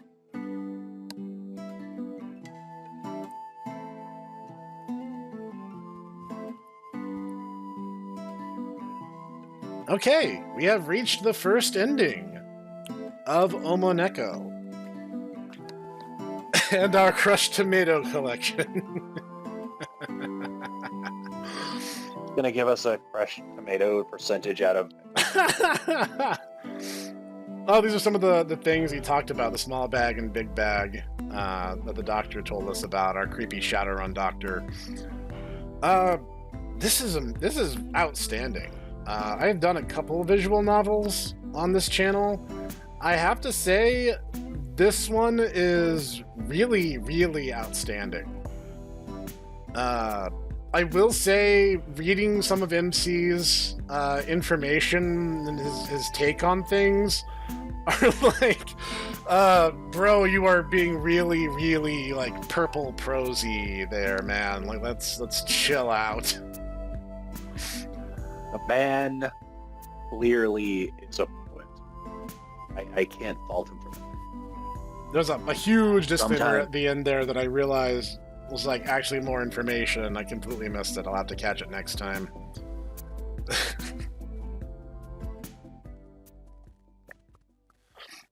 Okay. Where the Heart Is, Shimi's route. For those of you who are enjoying this series, worry not. We are not done. We are going to do Pepper and Claudia's routes as well. I think I know the moment where you decide what route you're going down, and you seem to just kind of go down the story based on that decision. Because as soon as Shimi showed up and we were given the prompt to see which Neko we wanted to check on, seemed to be where we locked into Shimi's route. Now, saying that, that means this is an incredibly, impressively massive visual novel. That was one route. I think this is like the 9th major recording for this game. A lot of stuff is happening, is what I'm saying. But no, like I was saying during the credit scroll, like, this is outstanding. This is incredibly well done. This is, the art is fantastic. The writing is incredible. The characters are super fun. Goro is kind of a highlight, I have to admit. He's just a great guy. No, I liked this, and I liked this a lot. By the way, this game is free. I don't know if I mentioned this or not. It is a free game, and you guys can play it for yourselves. The link has been in the description of every chapter thus far. And we are not done. We have much more, pets to give and many more cuddles to receive before we are completely done with our journey through OmOneko. So I hope you guys are enjoying this as much as we are. So It has been fun. Yeah, absolutely. Absolutely. So I hope everyone at home has been enjoying this thus far. We will see you in the next installment where we will begin the next story path. This is what we're going to call it for now, regardless of how long this episode is, and we will see you guys next time. And we're back. And we have, rewound time back to where Shimi had first been introduced into the cast. Because it seems... What's that? It's a man's... I said mandom. This is a man's world. The man's sir. world, yes. So, this appears to be the moment where the routes split. Playing through So, Shimi's story seems to like kick off from this moment, so that is how I'm intuiting this. If it turns out I'm wrong, well, hey, control in Ren'Py speeds up the dialogue that you've already read before, so that's good. this is in Shimi's. Hopefully, the other routes are nicer and more fun because Shimi's was an exercise in depression. I was like, Shimi's was really freaking sad. Like, good lord. Yes. So, So, I've made up my mind. We started with Shimi first, largely at Ditaku's request, if inadvertently. But I'm okay you with asked that. me what I wanted to do. No, I did. I'm not making fun. I'm just observing. I'm just saying. We started with Shimi. We're going to end with my choice, which means choice number 2 is going to be Pepper. So we are going to choose to check on Pepper. Gog, buddy, this is going out to you. This seems like cog or clockwork, I would say. This would be like their choice, I would say. Meanwhile, Cog's like, what the heck? What the heck? You guys, what the heck? Pepper's on the window seat. Sitting in the dark with her feet under her, she gazes out the window. Where's the perfect Princess Pepper? Ah, here she is. Pepper's expressionless stare stays locked on the deep night just beyond the glass. It doesn't look like she ate any of the shrimp she pilfered from the kitchen. The excitement and challenge of swiping the yummy cat bread didn't last. Even though I've known Pepper as long as I've known Goro, this week is the first time we've spent any real time interacting. When I visited Goro, Pepper would always be doing her own thing, usually calculating in the next room, never too far away, aloof, but still keeping tabs on us, periodically interrupting to demand Goro's attention for something. But now, being here, not having her own thing to be doing, and after the very unceremonious delivery by Goro, then unexpectedly seeing him again, of course that's a heavy weight. How could it not dampen her appetite? It's just, I'm not really sure how to console this stubborn girl. Oh, we're already getting new choices to make, so I'm going to... Was it page 4? Page 3? Yes, the last... Are you able to, like... I was going to ask if you're able to, like, put notes or something, because this is going to get really confusing. Not really, but Shimi's route ends at the very tail end of page 3. Plus, I know Long Way Home is part of her chapter. So I pretty much peppered shrimp. So yeah, that's not too hard to figure out whose is whose. Okay, what are we going to... How are we going to approach this? The irony. Well, ordinarily, I'd say sit with her, but it gives me the option, and therefore I am contractually obligated as an older brother. We should tease her. That sounds about right. She does it to us all the damn time. Look at all these delicious shrimp. Only someone super great would have brought this home. Pepper ignores my challenge. I pop a shrimp into my mouth. It's fine, a little salty. There's the slightest aftertaste of freezer burn, something any sauce would have hidden, but it's a good restaurant, so I guess that's why they were getting rid of it. Pepper shrimp is yummy. That waitress really was generous with all this stuff. She keeps ignoring me, still looking out into the darkness, but her eyes narrow and her lips tighten. I wonder how many I can fit in my mouth at once. Pepper's cheeks begin to redden as I turn up the teasing. Maybe I'll just lick some and put them back into the bowl. That did it. A sudden look of horror covers Pepper's face as she snaps her head in my direction. Gross! She looks at the bowl, then to me chewing the back of the bowl. I grin like the Cheshire Neko. Yum, so good. Her face tightens again, she huffs her displeasure, but the gleam in her eyes says something else. I reach for another shrimp. Listen, wimp, this pepper shrimp. Yeah, it's weird. Your shrimp is so much yummier than the other shrimp for some reason. Nom nom nom. Gimme! No way, mine now. She moves to grab the bowl from me. I hold it just out of her reach. Pepper looks at me hard, putting her hands up with her palm up. Give Pepper. Nope, finders keepers. I have to chuckle at how easily I'm able to wind her up. My smile seems to have unraveled my plan. Pepper's very willing to play my little game. Her smile becomes much bigger than mine. Uh-oh. Cross some kind of line. Before I can ask myself, what did I just do? She lurches towards the bowl of shrimp. Her quick lunge catches me off guard, but I manage to lean back and keep the bowl out of her grasp. I'm flat on my back with my arm extended out. Pepper's momentum follows me over. She's on top of me, reaching to get to the bowl. Gimme, gimme, gimme! I have to stretch my arm and twist to keep her from reaching it, but she's closing distance faster than I can make more. Now snaking her body against mine, she's somehow using me as leverage to get to the prize. This has suddenly become a contest that, for reasons unknown, is important to both of us. She's about to win and starts to giggle in victory, prematurely. Out of options and about to lose, I do the only thing I can. With my free hand, I lightly rub my fingertips against Pepper's exposed ribs. Eee!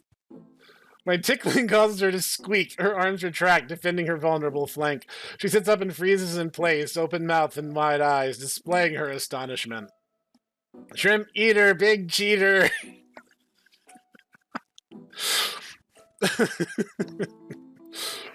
All is fair in love and war.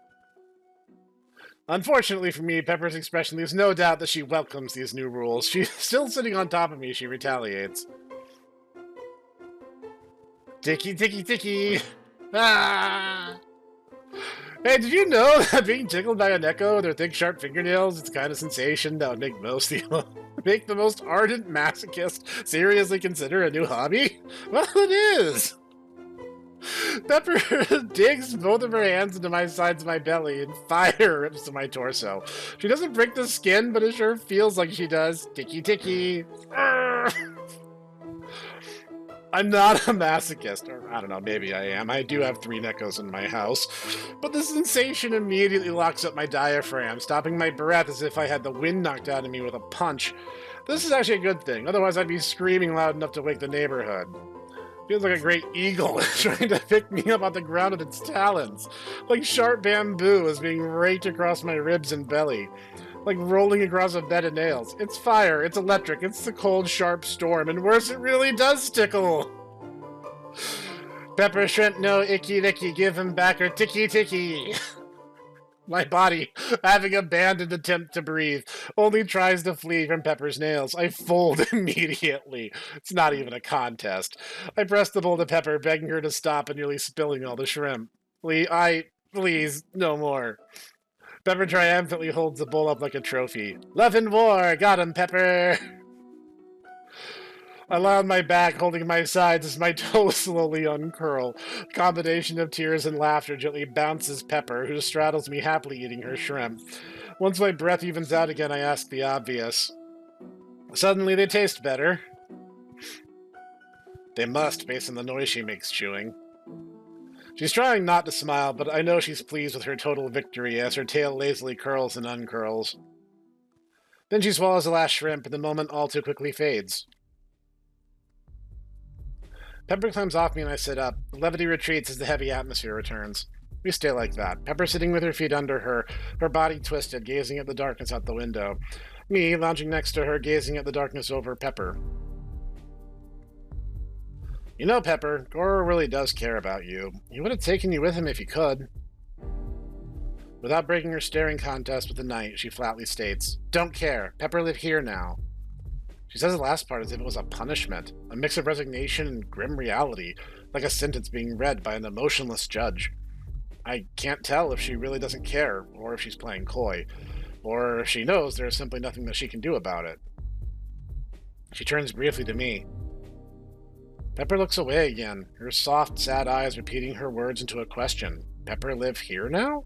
Is she asking me if it's okay for her to live here? It's weird to me how she shifts gears so fast. Playful and competitive one moment, angry and indignant the next.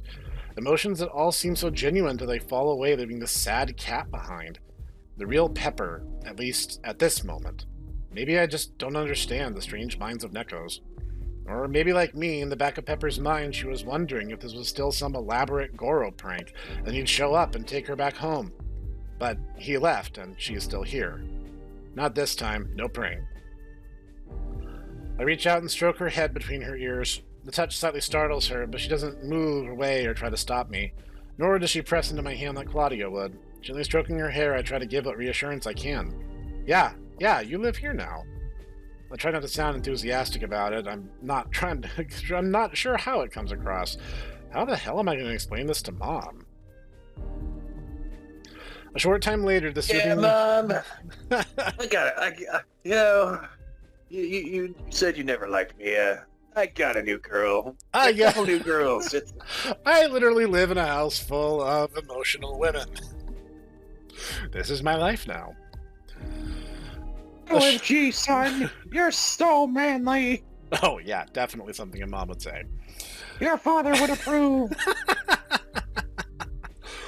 A short time... Son, I am here. I am like Mufasa. Good job, son. Remember to never stop not giving up, MC-kun.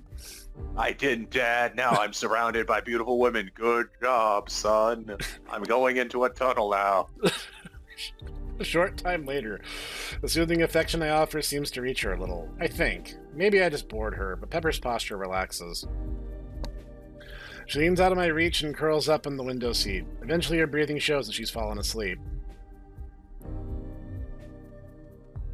Okay, I think this is a possible option to, like, divert paths, but we're going to stay with Pepper. Tonight really did not go the way I had planned. Understatement of the year. A deep sigh escapes me as I watch Pepper sleep.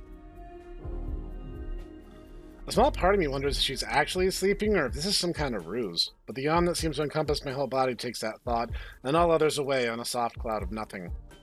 Leaning back next to Pepper on her window seat seems to sap the little remaining strength in my body and mind. I need to hit the sack. So let me rest my eyes for a moment.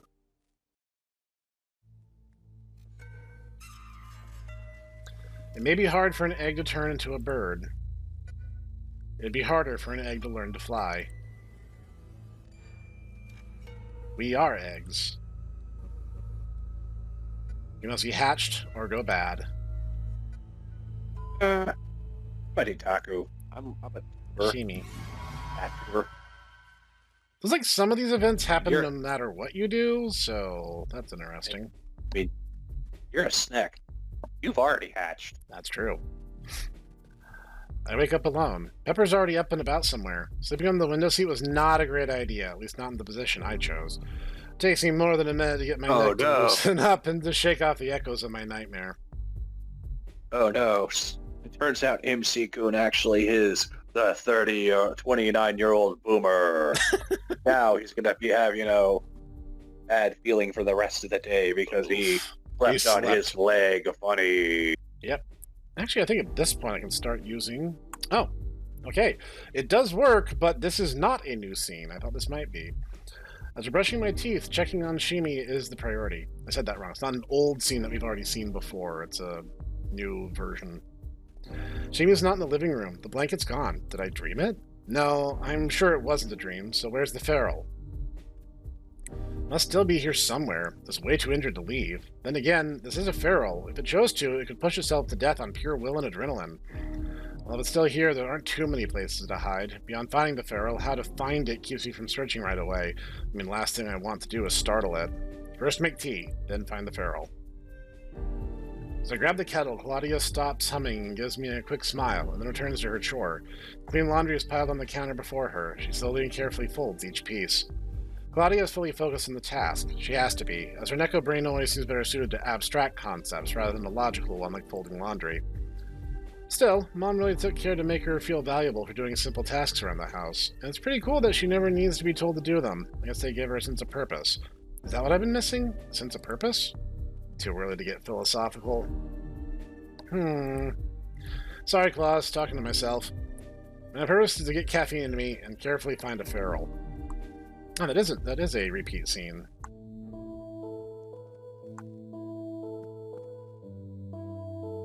Okay, so this intersection remains the same.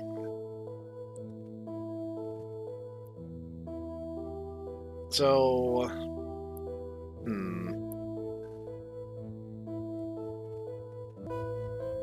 So that's what we're going to do.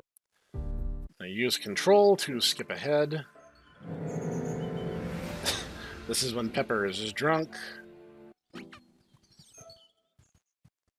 Noodles. Despacito. Burrito. De Niro. As long as it's allowing me to skip scenes, that's what we're going to be doing. Because I think our first playthrough of this game was between 9 and 10 hours long. And I just don't have that kind of time because these scenes are going to repeat at least a little bit. For this, let me check. I think this choice is actually irrelevant. So we're going to say a quiet meal. Let's just see what happens. Claudia is quiet throughout dinner. She seems distracted, like there's something on her mind. She doesn't mention anything, though. Instead, she just looks out into the middle distance of the living room. Everything all right? Claudia looks up from her meal, but doesn't respond. She smiles a tired smile. Yeah, I'm tired. She must be exhausted. It's been crazy compared to how normally dull it is around here. At least we can relax in this moment of calm. Who knows when we'll get another. Tasty. The soup? Oh, I'm glad you like it. There's a lot of interesting recipes in that cookbook. I haven't had time to really look through it. We both get quiet again. My mind wanders to the placid sounds of our meal. Can't remember if Claudia and I have ever had dinner with only the two of us. Usually there was always someone else, like Mom or Mia or Pepper.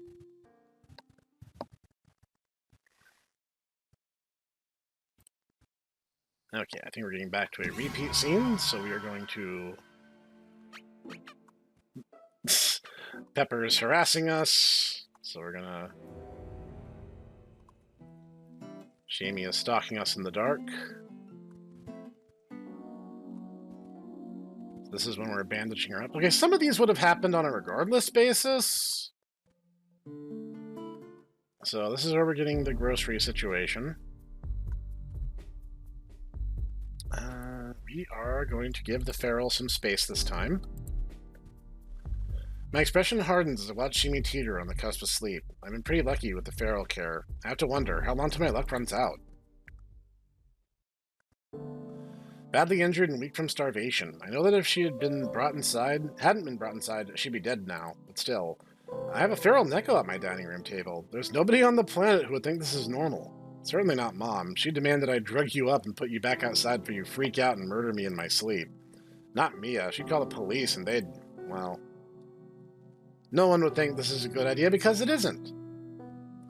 There is one person. Goro thinks it's alright. But Goro isn't normal and certainly not someone to go for advice for this sort of thing. The feral just keeps looking at me. No, it's more looking past me or through me. Shimi's eyes seem to only register and track movement. All the while, she gently rocks back and forth, motion aligned with slow breathing. She rises with great effort. Again, she checks her stash behind the curtains and makes her slow and sedated way down the hallway and retreats into the dark recesses of the closet. At the same time Shimi melts into the closet, Pepper materializes from her room. Wrinkling her nose like she smells something unpleasant, she makes a beeline for me. I can already tell I'm not going to like this. Pepper bored. Awesome. This is not awesome. Okay, I think we have a repeat scene. And that's when she steals my keys and trolls me. We go outside. Yes, we have an awkward moment because our phone was set to vibrate. There's literally no other choice, so I have to answer that one again the same way. This is a repeat scene. Right, Claudia's flashback. I hope everyone at home understands that this is going to get edited down really, really, really hard.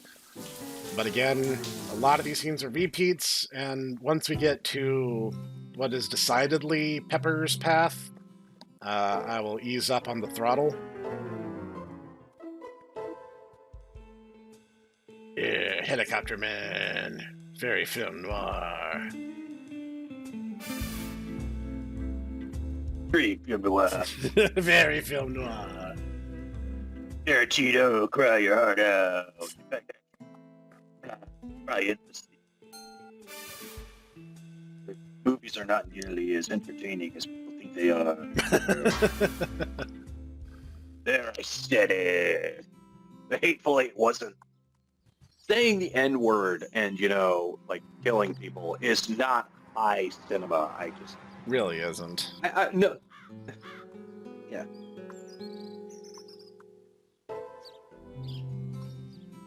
Okay, we have no choice. We always invite Veronica to eat with us. I was wondering if new paths would open up after you completed a run, but apparently the answer to that is no. Rat-tat-tat, who is that? Only Grandma's pussycat. Claudia. Making it momentary as it sounds, swift as a shadow, short as any dream, brief as the lightning in the cloudied night, and here a man hath power to say, behold. The jaws of darkness to devour it up, so quick, bright thing come to confusion. Another one. Flash seizes me, waiting for the angry boom. Anticipation gives no relief. The unbridled roaring of the skies puts a sudden flood of fear. I nearly leap off the sofa, just like the last one, the one before that. Before the echoing rumble can fade, and before I can calm myself enough to return my attention to my phone from her room. Da-na!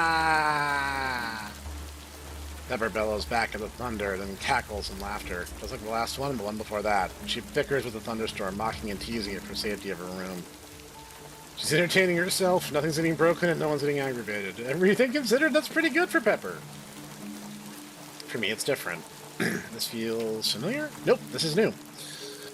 So this might be a variant of a scene that we've seen before, so we'll see how that goes. Every time this harsh thunderclap erupts, I momentarily feel weightless, detached from my body, small against the force churning up the sky just beyond those thin walls. Pleasant! I'm sure the storm will ignore Pepper. It's not like she'll make it mad and won't get struck by lightning and die, right? Pepper's sinister laughter and the rumbling of the sky raise some doubts. Oh, there goes any chance of relaxing now. I think if Shimi hungered down in her closet all day, she hasn't come looking for food, so she hasn't had any medicine. She'll come out when she's hungry. It's what she does. Yes. The cold wind and hard rain beating against the roof and windows make me imagine Shimi living outside, having to endure that thunderstorm, having to exist in the elements like a feral does, finding whatever shelter. No way. Couldn't do it. Too spoiled. She relied on lights, heat, bottled beverages, toothpaste, packaged socks, all the perks of modern civilization. I bet Claudia's the same way, although Claudia isn't bothered by thunderstorms. I'm reminded of a storm that happened when we were young. The power went out. I made a fort out of the dining room table, sofa cushions, and some blankets, a pirate ship to weather the weather. Claudia came to me. She was nervous. She got like that sometimes. I was happy to recruit her to be my pirate ship's first mate. It wasn't a difficult job. All she did was hold the flashlight and sit very close to me while I drew pictures of our crew and cannons and sea monsters, and the crew firing cannons at sea monsters. Aww. Mom brought us some snacks and it turned into a little picnic for me and the kitten. Funny that memory just came back to me. It wasn't all that long after Dad died. The rain drums in the windows like a chaotic army at march. Softer peals of thunder from further away seem to reflect and underscore my thoughts. I think I'll check on Claudia. She's on the couch, which doubles as her bed. She has her legs tucked under her and is holding on to her big, bushy tail. She looks calm-ish. Except where her knuckles are turning white from how tightly she's gripping her tail. I'm surprised that Claudia's even awake. Normally she'll sleep through a thunderstorm. Then again, it's a big storm. Pepper's additions, it's enough noise to get the attention of Zeus himself. Quick flashes light up at the edges of the curtained windows. Claudia turns her head away and closes her eyes. I hold my breath. We await the pending boom that chases the lightning. We don't wait long. The fierce rip crack reaches us, rattling the windows and forcing Claudia's eyes open. Noticing me gives her another jolt. Claudia gives me an embarrassed smile and an excuse. Though, her voice is quiet. An unintentional confession of her anxiety causes the word to die at her lips. She clears her throat and tries again. Loud now. Her eyes look everywhere, but at me. It is a big storm. We need the rain. It'll make your garden very happy, so that's good, right? Not persuaded, but still trying to appear composed, Claudia gazes up at me. Yeah, it's good. Her reply is unconvincing. I really thought she'd be asleep. Seeing that she isn't, I have the sudden urge to do something to lighten the mood. Still, I hesitate. Something about seeing her like this. Well, me just hovering here isn't making it better. Hey, Claudia. I wait till her eyes meet mine, then go with the first idea that pops in my head. Let's have a picnic. Claudia's painted-on smile slides away, leaving her mouth flat and wordless. She turns to the windows for guidance as if the storm will explain for her why a picnic is a terrible idea. Rain. The windows busily deflect sheets of it in the same manner that her incomprehension deflects my idea of a picnic in it. Before she can recover from the most illogical thing I could have said to her and tell me no, I add, an inside picnic in the living room. You know, on the floor like we did as kids. I smile because I befuddled her. Claudia shakes her head slightly to regain her senses. Oh, okay. Unable to come up with any other response, she agrees to my strange idea. Great, you get a blanket for us to sit on. We'll make some tea and I'll grab some snacks. With the snacks piled on the counter, Claudia comes back with a quilted red blanket and a large wicker basket.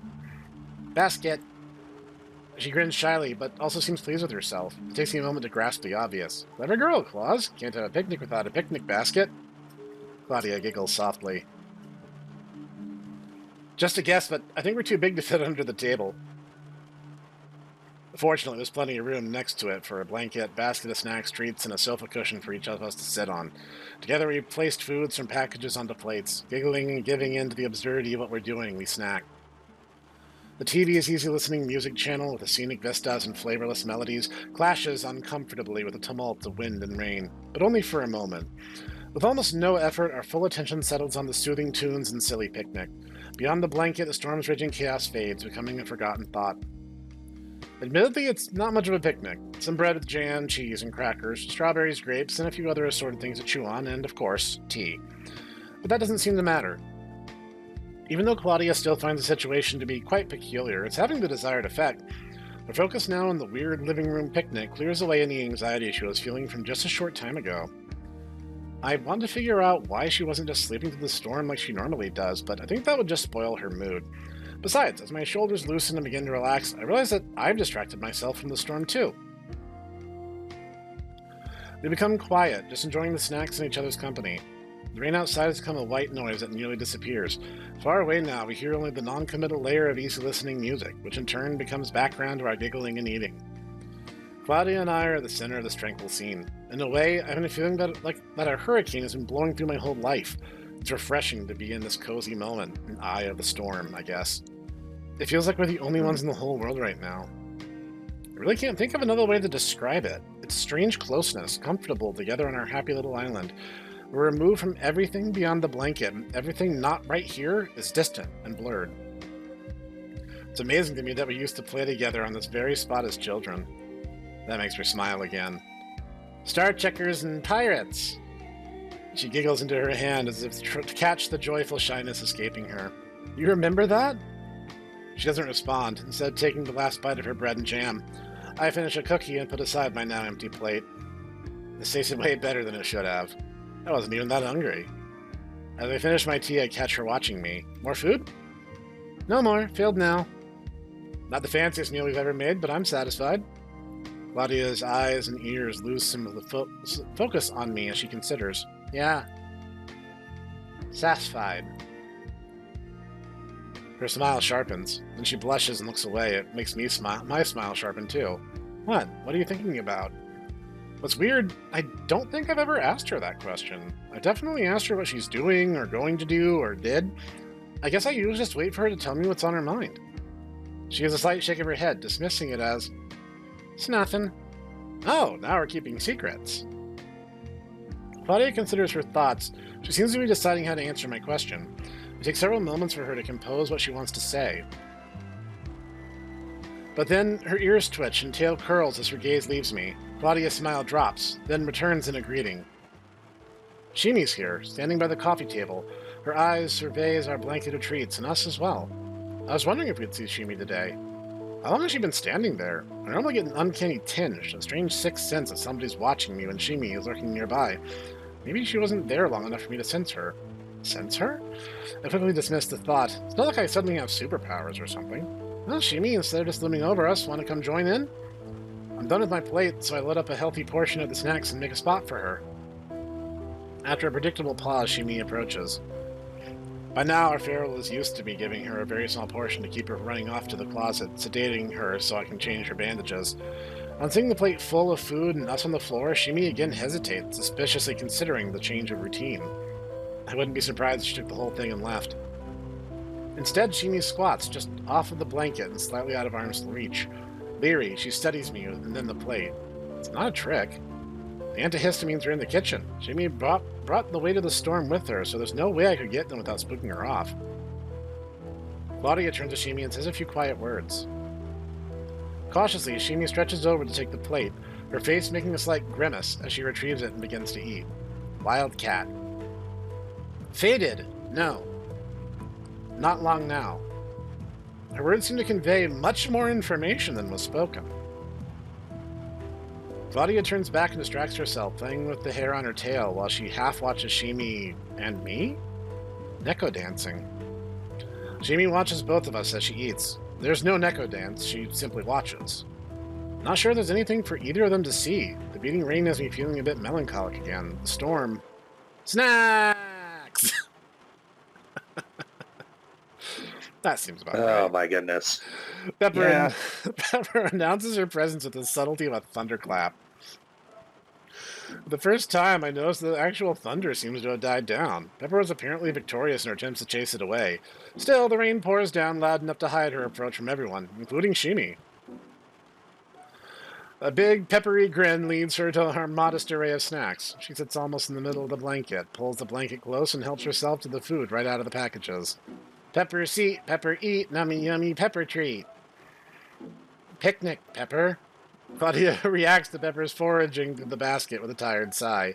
Pepper speaks directly to her handful of snacks. Pepper nom a nick a pick, bite, chew, and lips a lick. Shake my head in solidarity with Claudia. Yep, Pepper, that's why we did it, just for you. The sarcasm is lost on her. All we get is a quick glance from Pepper. A strange glint, a warm, fiery kindling in her eyes as she briefly looks at Claudia, then me, then focuses on her plate of food. Yeah, that's our Pepper. As with most things in life, the worst part is the cleanup. You pour your heart into a masterpiece, and once it's over, all you're left with are stains. That's very melodramatic for washing dishes after dinner, but still, I guess that's why they invented the dishwasher. In absence of such a basic luxury, Claudia's up to her elbows in suds. She works to return a pile of fairly clean plates and several distinctly unclean pans to their former glory. Claudia is awesome at keeping the place neat. Conversely, neatness never survives contact with Pepper. It sure doesn't. Oh, sorry, just thinking out loud. Evidently satisfied, she turns intently back to the task at hand, methodically running a rough sponge over the flat edge of the carving knife. Claudia's fingers are smooth and steady. Any sign of her previous apprehension from earlier today is long gone. Like always, she's utterly devoted to the simple but meaningful chore. Traces of tarnish that I would have overlooked disappear one by one under her practiced efforts. She twists the sharp knife over twice, angling it slightly towards the light each time. It may not be sterling silver, but with how brightly it shines, you'd be hard-pressed to tell a difference. As I turn back to working on my shopping list for tomorrow, Claudia lets out a brief, satisfied hum. She rinses and sets the knife tipped down into the drying rack with its kin. She's easily the tidiest one here. Cleaning has always been frustratingly tedious for me, a mindless activity at best. It's partly why I avoided it when I can. Other than her well-hidden clutter behind the living room curtain, Shimi has largely kept any mess confined to the hall closet. It's Pepper who has no reservations about trashing the place. Why did Pepper clean up our picnic? Claudia giggles at my inability to keep my thoughts inside my head. I have no idea why I can't let this go. Sorry again, Pepper's just infuriatingly perplexing. I just don't get her. She cleans up our entire picnic without even being asked or saying a word, even does a good job. But then after dinner she pulls a reverse Shimi and vanishes. Insistent. That's one word for it. Consistently inconsistent, Pepper. There's two things to this. First off, she wants to have her own picnic, perhaps. Secondly, is this post, Pepper treat for doing a good job? Chores reward? I believe so. This is the plot thickens. I believe we would be post chores reward, yes. Well, I mean, what else would be a good, example of her doing a good job than, hey, yeah, I cleaned up. Remember that one time? Yep. I forced myself to focus on the shopping list. Claudia scrapes remnants of Pepper's meal into the incinerator. Alone now. Yeah, Pepper does spend a lot of time by herself. No. Us. It may seem takes me a moment to find other meaning behind her words. Oh, you mean she left us alone? Yeah, I guess the silver lining is that we don't have to listen to Pepper complain. Claudia doesn't reply. She tightens her lips as she works a piece of flour. MC, you are dense as a black hole. The spotless sport gently chimes as it settles in the drying rack. Claudia and her sponge have claimed their next victim. It's wasted precious brain power to try to figure out Pepper. Nobody knows why Pepper does things except Pepper, and even that might be a stretch. Maybe it was just a whim. If I was paranoid, I'd say she did it to keep us on our toes. I never have to worry about that with you. I can always count on Claudia. I finish the shopping with a smile. Who needs grumpy old Pepper? I have Claudia. You're obsessed, dude. Like, I can tell we're on her path now because you won't shut up about her. As she hunkered down in the building, she felt like she had a moment to breathe and consider her next move. This was, she assumed, one of the weird things that came with the territory, constantly thinking of things in human ways, even though she was arguably pretty far from humanity. Whatever. Huge manatee. Humanity restored. You know those times when you have an awesome night's sleep? I would not be familiar with that, thanks. Feel like you slept for a month and you wake up renewed, reborn, completely refreshed and ready to take on the world? The opposite of that happened. It wasn't as though I had anything filling my thoughts, or some worried that kept me awake. The storm had passed. There was even a melodic wind through the trees that gave the night a peaceful tenor. I just could not fall asleep. See, that I'm familiar with. After tossing and turning for what felt like most of the night, I was finally able to drift off. Now it's all time to get up. I want a do-over. Eventually, I pry my weary bones from the seductive grip of the bed. While I make breakfast, I promise myself that I'll take some time to just chill out and do nothing. I can't remember the last time I lazily wasted most of a day. I'm overdue, says the guy who doesn't have a job. Shimi is last at the table. As usual, the antihistamines in her food make her nice and sedate. Reflexively, I chat while all of us eat. You're a lucky cat that you didn't have to be out in that weather yesterday, Shimi. Right, Claus? Remember that really big storm we had a while back? Broke tree branch. That's right, there was some damage in our backyard. And clogged. The tree got clogged? No, drain clogged. Oh yeah, I forgot that happened. We're lucky that the land drops down behind the house. We'll never have to worry about flooding at least. Shimi stares into nothing, her head slightly bobbing with each tranquilized breath. I'll change your bandages later. Outside now. Claudia finishes her breakfast and rises from the table. She seems to have her mind on her garden. I read that backwards, but it still conveyed the same idea. Before I can confirm that's what she meant, her movement triggers something in Shimi. The Pharaoh rises, calling all of us to freeze. Slightly swaying, Shimi also pauses. Then, as if tethered to the closet, the Pharaoh slowly heads down the hallway. She moves like she was being reeled into her dark hiding place by some invisible force. As soon as she's safely tucked away, Claudia takes Shimi's plate and stacks it on her own. I get my chance. Going to see how the garden stood up to the storm? With a wary nod, Claudia confirms my assumption. Yeah, windy, lots and lots. Sure was. Let me know if there's any problems out there. Claudia goes to the kitchen, cleans the plates, then heads into the backyard. Pepper's already finished her breakfast. She seems to be waiting for me to do the same. Am I about to get pounced on? Pepper just smirks. I haven't even swallowed my last bite when, in a move that is completely unexpected, Pepper takes my plate and stacks it on hers. Consistently inconsistent Pepper. You're cleaning up after me. Why are you cleaning up after me? Can't help but feel there's some hidden motive behind her actions, because there has to be. This is Pepper. What to do now? Me? What am I doing today? My reply is delivered with a way too guarded tone, then like sharing a secret. Well, Pepper, I have my afternoon all planned out. I have an important task ahead of me. Pepper's curiosity piqued. She waits for me to reveal my plans. I drop my voice to a whisper as if sharing some kind of conspiracy with her. I'm going to plop my backside on the sofa and spend the day doing a whole lot of nothing. I'm addicted to gacha games! My answer's using... Oh boy, I'm gonna play some Beast Archive and also some Cat Granddaughter and also some, feline as your feline. See what I did there? And I don't know. Heck, I can't think of any more gacha games. I've played a lot of them. A lot of them are like completely unmemorable, yes. Yeah. She rolls her Okay, I got one. All right. Okay, I got one. All right. Echo Musume. I had to think very hard for that one. Yes, you probably are aware. Nicely done. Yes. She rolls her eyes and heads to the kitchen with our plates. I can't help but grin. Pepper fix. Whatever Pepper is going to fix is not the dirty dishes she's carrying. I hear her leave the plates in the sink and then the back door open and close. She's outside with Claudia. Hopefully she won't cause too much mischief. I get myself situated on the sofa, loafing like a pro, full-on laziness achieved. I'm supposed to go to the shop at some point today, but as mindless images scroll across my phone, I'm too relaxed to seriously consider it as a priority. Maybe I'll split off shopping till tomorrow. Feels like a very long time since I was vegged out and did nothing, says the guy who doesn't have a job. Ooh, maybe this afternoon I'll take a nap. That'll be... Hey! Out back. Pepper hooks a thumb in the direction of the backyard, as if I may have forgotten where it was. Right. This is exactly why I don't often get a chance to do nothing. Nekos. Concerned that the storm broke something, I drag my weary soul away from the enticing comfort of the sofa to investigate.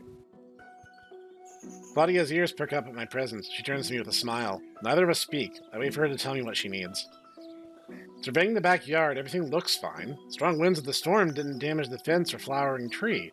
The grill and bird bath are no worse for wear. None of the bushes or flowers are showing any permanent signs of damage, and the grate that collects the water that comes off of the roof is clear of any obstruction. In fact, nothing at all seems amiss. If anything, with the fresh air after rain and flowery smells in the air, the place seems even better than usual. Claudia, confused why I'm just standing there, finally breaks the silence. Staring. Observing.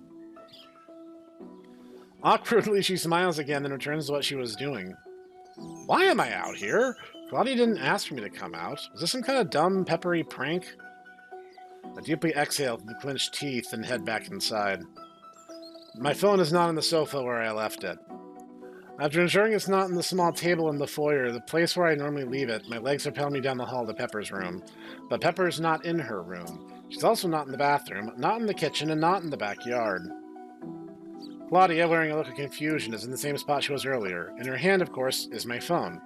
For the briefest of moments of fleeting, why did Claudia take my phone, crosses my thoughts, but I know she didn't. It was, Pepper? Yeah, of course. With a slight hesitation, she hands me back my phone. I made the mistake of telling Pepper that I planned on relaxing alone on the sofa all day. I think she took that as a challenge. How Pepper was able to get past me without me noticing is confusing. She must have hidden in the sunroom while I was... Nope, not getting sucked into her game. The same magician showing their hand to the audience is only trying to draw attention away from the other hand. Magician. Oh, just, I was thinking out loud and confused Claudia. I confused myself a little, too. My magician metaphor for Pepper's prank doesn't really fit. Claudia isn't her lovely assistant, and I refuse to be volunteer from the audience. Pepper is tenacious and hard-headed, but she's no match for the date my butt has with the sofa. Claudia giggles and shakes her head at my silly joke. With a smile of my own, I give her a quick scratch behind the ear and head back inside.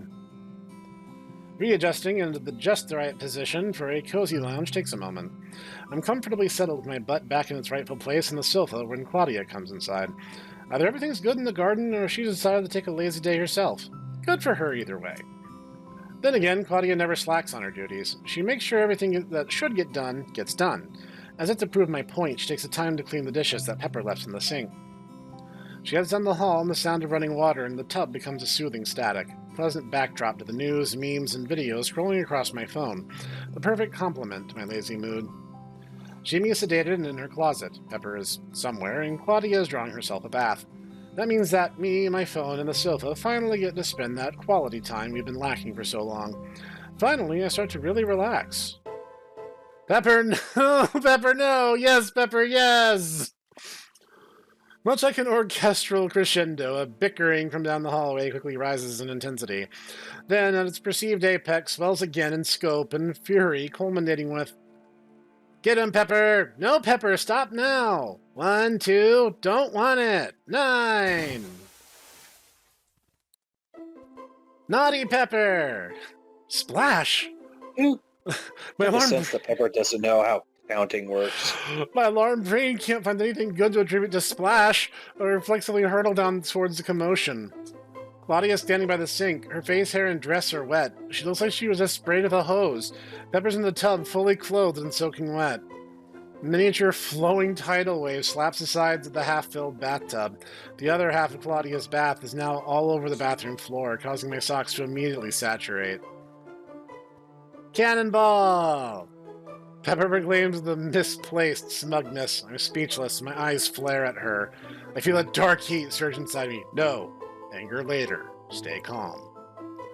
Oopsie. Dark will. Oopsie poopsie.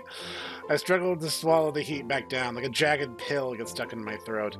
Totally flummoxed by the scene in my bathroom, my body reflexively begins to chastise Pepper, but both I am mad and this is bad attempt to come out at the same time. Is my bad, my bid. Resulting sputtering of nonsense causes Pepper's expression to falter and her eyebrow to raise. Some mad. My second attempt is no better. Understandable. Have a nice day. Have you ever been so mad at your cat that you literally can't make words? Dripping wet and standing. No, but Mama Poogum got so mad that she threw a can of peanut butter at one. That's different. She didn't have anything else in order to dissuade the cat from, not getting into some raw meat. And so she had a can of peanut butter there, and she threw it at the cat. Not hard, but, to enough to get them away across. Right. And they were not happy with her for, the next week. Dripping wet and standing in the half-filled tub, Pepper creases her brow, patiently regarding the crazy person stammering at her from the doorway. Must calm down. You... I point a crooked, shaking finger at the flooded bathroom floor, much too angry to even speak properly. All I can do is muster a broken, this. Claudia handles pressure about as well as a landmine. The situation with Pepper, spoiling her bath, flooding the bathroom and everything in it. It's well beyond anything she's ever had to deal with. Not okay, Pepper! In a completely unexpected reaction, sounding very much like me, she reprimands Pepper. Room now! Even more unexpectedly, Pepper listens. Without hesitation or attitude of any kind, she hops out of the tub and trots into her room, shutting the door behind her. The trail of wet footprints proves I didn't just imagine that it happened. Claudia and I stand in the now quiet bathroom. Drops of water drip from her dress, adding to the puddle soaking our feet. She still looks flustered, her cheeks flushing red. Frustrated, whatever. It appears that Claudia's frustration is about to overflow onto me, but she closes her eyes and swallows it down. Damp and clearly unsure of what to do with herself, Claudia turns, heading past me and down the hall towards her room. She doesn't go to her room. I hear the back door open, then slam shut. You'd think that since she's already wet, she'd be inclined to resume her bath, but I know that bath time for Claudia is sacred. It's the one occasion that she really indulges, and there's no way she'd be able to enjoy it now. Adding my own trail of wet sock prints to the other two, I slide on my shoes and head out the front door. Still shaking from the stress of Pepper and the fallout from her mayhem, I decided I also need to get some distance. Relax, calm down, come back, make it up to Pepper. Make it to Claudia, murder Pepper. I just need to walk around the block, breathe, and relax. The rational course of action is easier said than done, as each slippy, soggy step only reminds me of how little control I have over the peppery menace that Goro inflicted on me and Claudia. If I was a smarter person, I would have changed my socks. Pepper. Murder Pepper. Yeah, there's always that... What's that?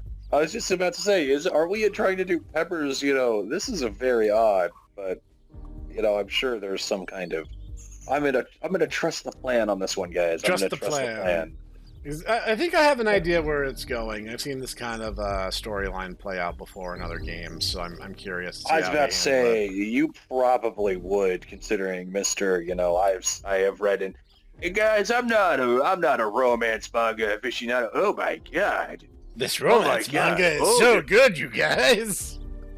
Oh my god, there's an office lady at my office and she's older than me and she's cute. I should date her. The story, I don't know, guys. Ah, darn. Looks like Amazon's sending it to me anyway. My next door neighbor is an older lady and also is 20 feet tall. I guess I have no choice but to throw this in my cart right now. How I became sent to another world where only older ladies are heroes. Wow. I might write that, Isekai. You know what? And best of luck to you. Yeah, go forth, Snek. Go forth and write the really bad, fetish isekai that you desire. Not fetish, rom-com. Let's get this right. The potato tomato, okay? No, if I wasn't mad... You know what? Okay, I'll say this. If Book Talk can have, that one time that I met, a billionaire werewolf playboy who, chose me because I wasn't like the other girls, then you could have, that time I got sent to another world and it happens to be that I'm the only one who could speak to, the older lady legendary heroes that fight monsters. So, it's okay. I mean, fair. That's fair. No, if I wasn't so mad and was able to think clearly, I wouldn't need the walk, and I would have changed my socks. I trudge on angrily in wet socks and damp shoes, only the audible buzzing on my thoughts, the squish-squelch of my footsteps, and my incoherent grumbling fills my ears. This is way beyond typical Pepper mischief. No, you should not underestimate the power of instantaneous trench foot. I really thought we had seen the limits of Pepper's antics, but cannonballing into the bathtub? Beyond reckless. This crossed a line. She could have hurt herself, cracked her head open, and then what? Can't call Goro. The hospital won't treat a Neko. What would I do? A vision of Pepper potentially... There aren't vets or, ambulances for... There would have to be. Like, people keep Nekos. Like, he says it's uncommon, but it's not unheard of. There would be, like, Neko doctors somewhere. Mm-hmm. Like, even if they're rare, they'd exist.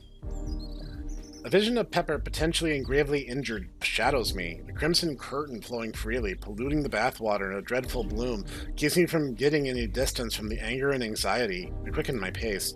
Squish, squash, squash, squelch. Now I have trench foot. Seated on a bench in the park, bird songs washes across the field, and the vocal chorus perched in trees and nestled upon metal lamp poles. I allow the ambient sounds to permeate my bad mood. The sound of birds, the chatter of people too far away to understand, an airplane somewhere overhead. I let the noise of daily life envelop me like a warm blanket. A sudden thought crowds out the others. I know a guy, someone you can call if things get bad. That's right, Goro left me the phone number of that medical guy. In a pinch, I could call him. Goro's friend of a friend. Forgot I had that. In the need of reassurance. I'm just thinking to myself in the way that I do. I'm like, oh man, it's going to be like, well, I can help you, but this is going to cost you a lot of money. Really? How much? Like, your dad's watch. Oh man. Nah, peas. This is going to happen regardless of route. But yeah. In need of reassurance, I took the contacts of my phone. Despite the Hurricane Pepper messing up Claudia's bath and my socks, remember that Goro hooked me up with a fallback if things ever got really bad? It makes me feel a lot better. Sawbones. Other than a quirky nickname, I have no idea who's on the other end of that number. Regardless, I feel less alone now. Exhaling, I return to my normal height from the hunched and defeatedly soggy posture that brought me here. I'm just saying, I feel like I've seen this guy in a Shadowrun game. I know, right? And if you haven't, you definitely will. Hot dog! Amigos! Hot dog! It's the Soggy Bottom Boys! Thank you, Goro. Outsit sorrow! The walk was a good idea. I haven't been gone all that long, but it's enough for the dry weather to make my socks and shoes less soggy. Guess that's a plus. Moreover, I think I've calmed down to try to soothe Claudia and have it out with Pepper. Pepper who thinks rules are something you eat, and Claudia who's just trying to get through her chores and daily routine. I should give Claudia some attention when I get home. Play Star Checkers or something, just the two of us. Show her that she's appreciated. Let's start with drying up the bathroom so she doesn't have to. Actually, what I should do is make Pepper clean it up. Yeah, good luck with that. I'm doing a great job getting her to listen. Not. Besides, there's a good chance that Claudia's already cleaned up the bathroom. Darn shame that Pepper doesn't enjoy cleaning up as much as Claudia does. When I hear myself say those words, it stops my thoughts in their soggy tracks. A comment Mia made one time surfaces. All she needs is the outfit, and she'd be the perfect maid. Claudia ended up cleaning the plates that Pepper left in the sink. Mom really loves her, but how come we never got a dishwasher? We easily could have afforded one. Was Mia right? Is Claudia just some domestic live-in help? The tropey Neko maid that's satisfied with being a dishwasher with a pulse like Mia joked about? No, of course she isn't. She means more than that to me, and I appreciate everything she does. But does she know it? I mean, Claudia cleans and seems happy doing it, but does she really enjoy it? Am I overthinking this? I mean, if I were to take the housework away from her, what would she do all day? Through the kitchen window, That's a good question. I watched long locks of golden blonde hair follow their owner as she wanders about the backyard. I went for a walk to get away and calm down. Claudia can't go as far, only to the garden. Hopefully that's far enough for her to get distance from her ruined bath time. First things first, I'm going to clean up Pepper's mess. The bathroom floor is dry. Drier than Mia's attempt at meatloaf, and that was the incident that convinced me to never let her cook again. Thinking back, she may have done that on purpose. That's called weaponized incompetence, and it's a pretty toxic thing to do in a relationship. The more I learn about Mia, the more I'm like, it's good you're cute because you got nothing else going for you. Yeah, it's like, this is very unfortunate. This is exceedingly unfortunate. Yeah. No sense wondering about that now. Instead, I'm faced with the mystery of the missing mess. The whole room's been cleaned. No trace whatsoever of the flood that my natural disaster of OmOneko recently caused with her extra bold pepper-flavored tsunami. The hallway, too. Even the soggy footprints have been dried up. Actually, my immediate thought is Claudia did it. That doesn't look like Claudia's handiwork. Wouldn't Claudia have used the mop? Yes, without a doubt. She's reliable as a sunrise, a creature of habit. When she does something, she does it right. Why is the washing machine full of wet bath towels?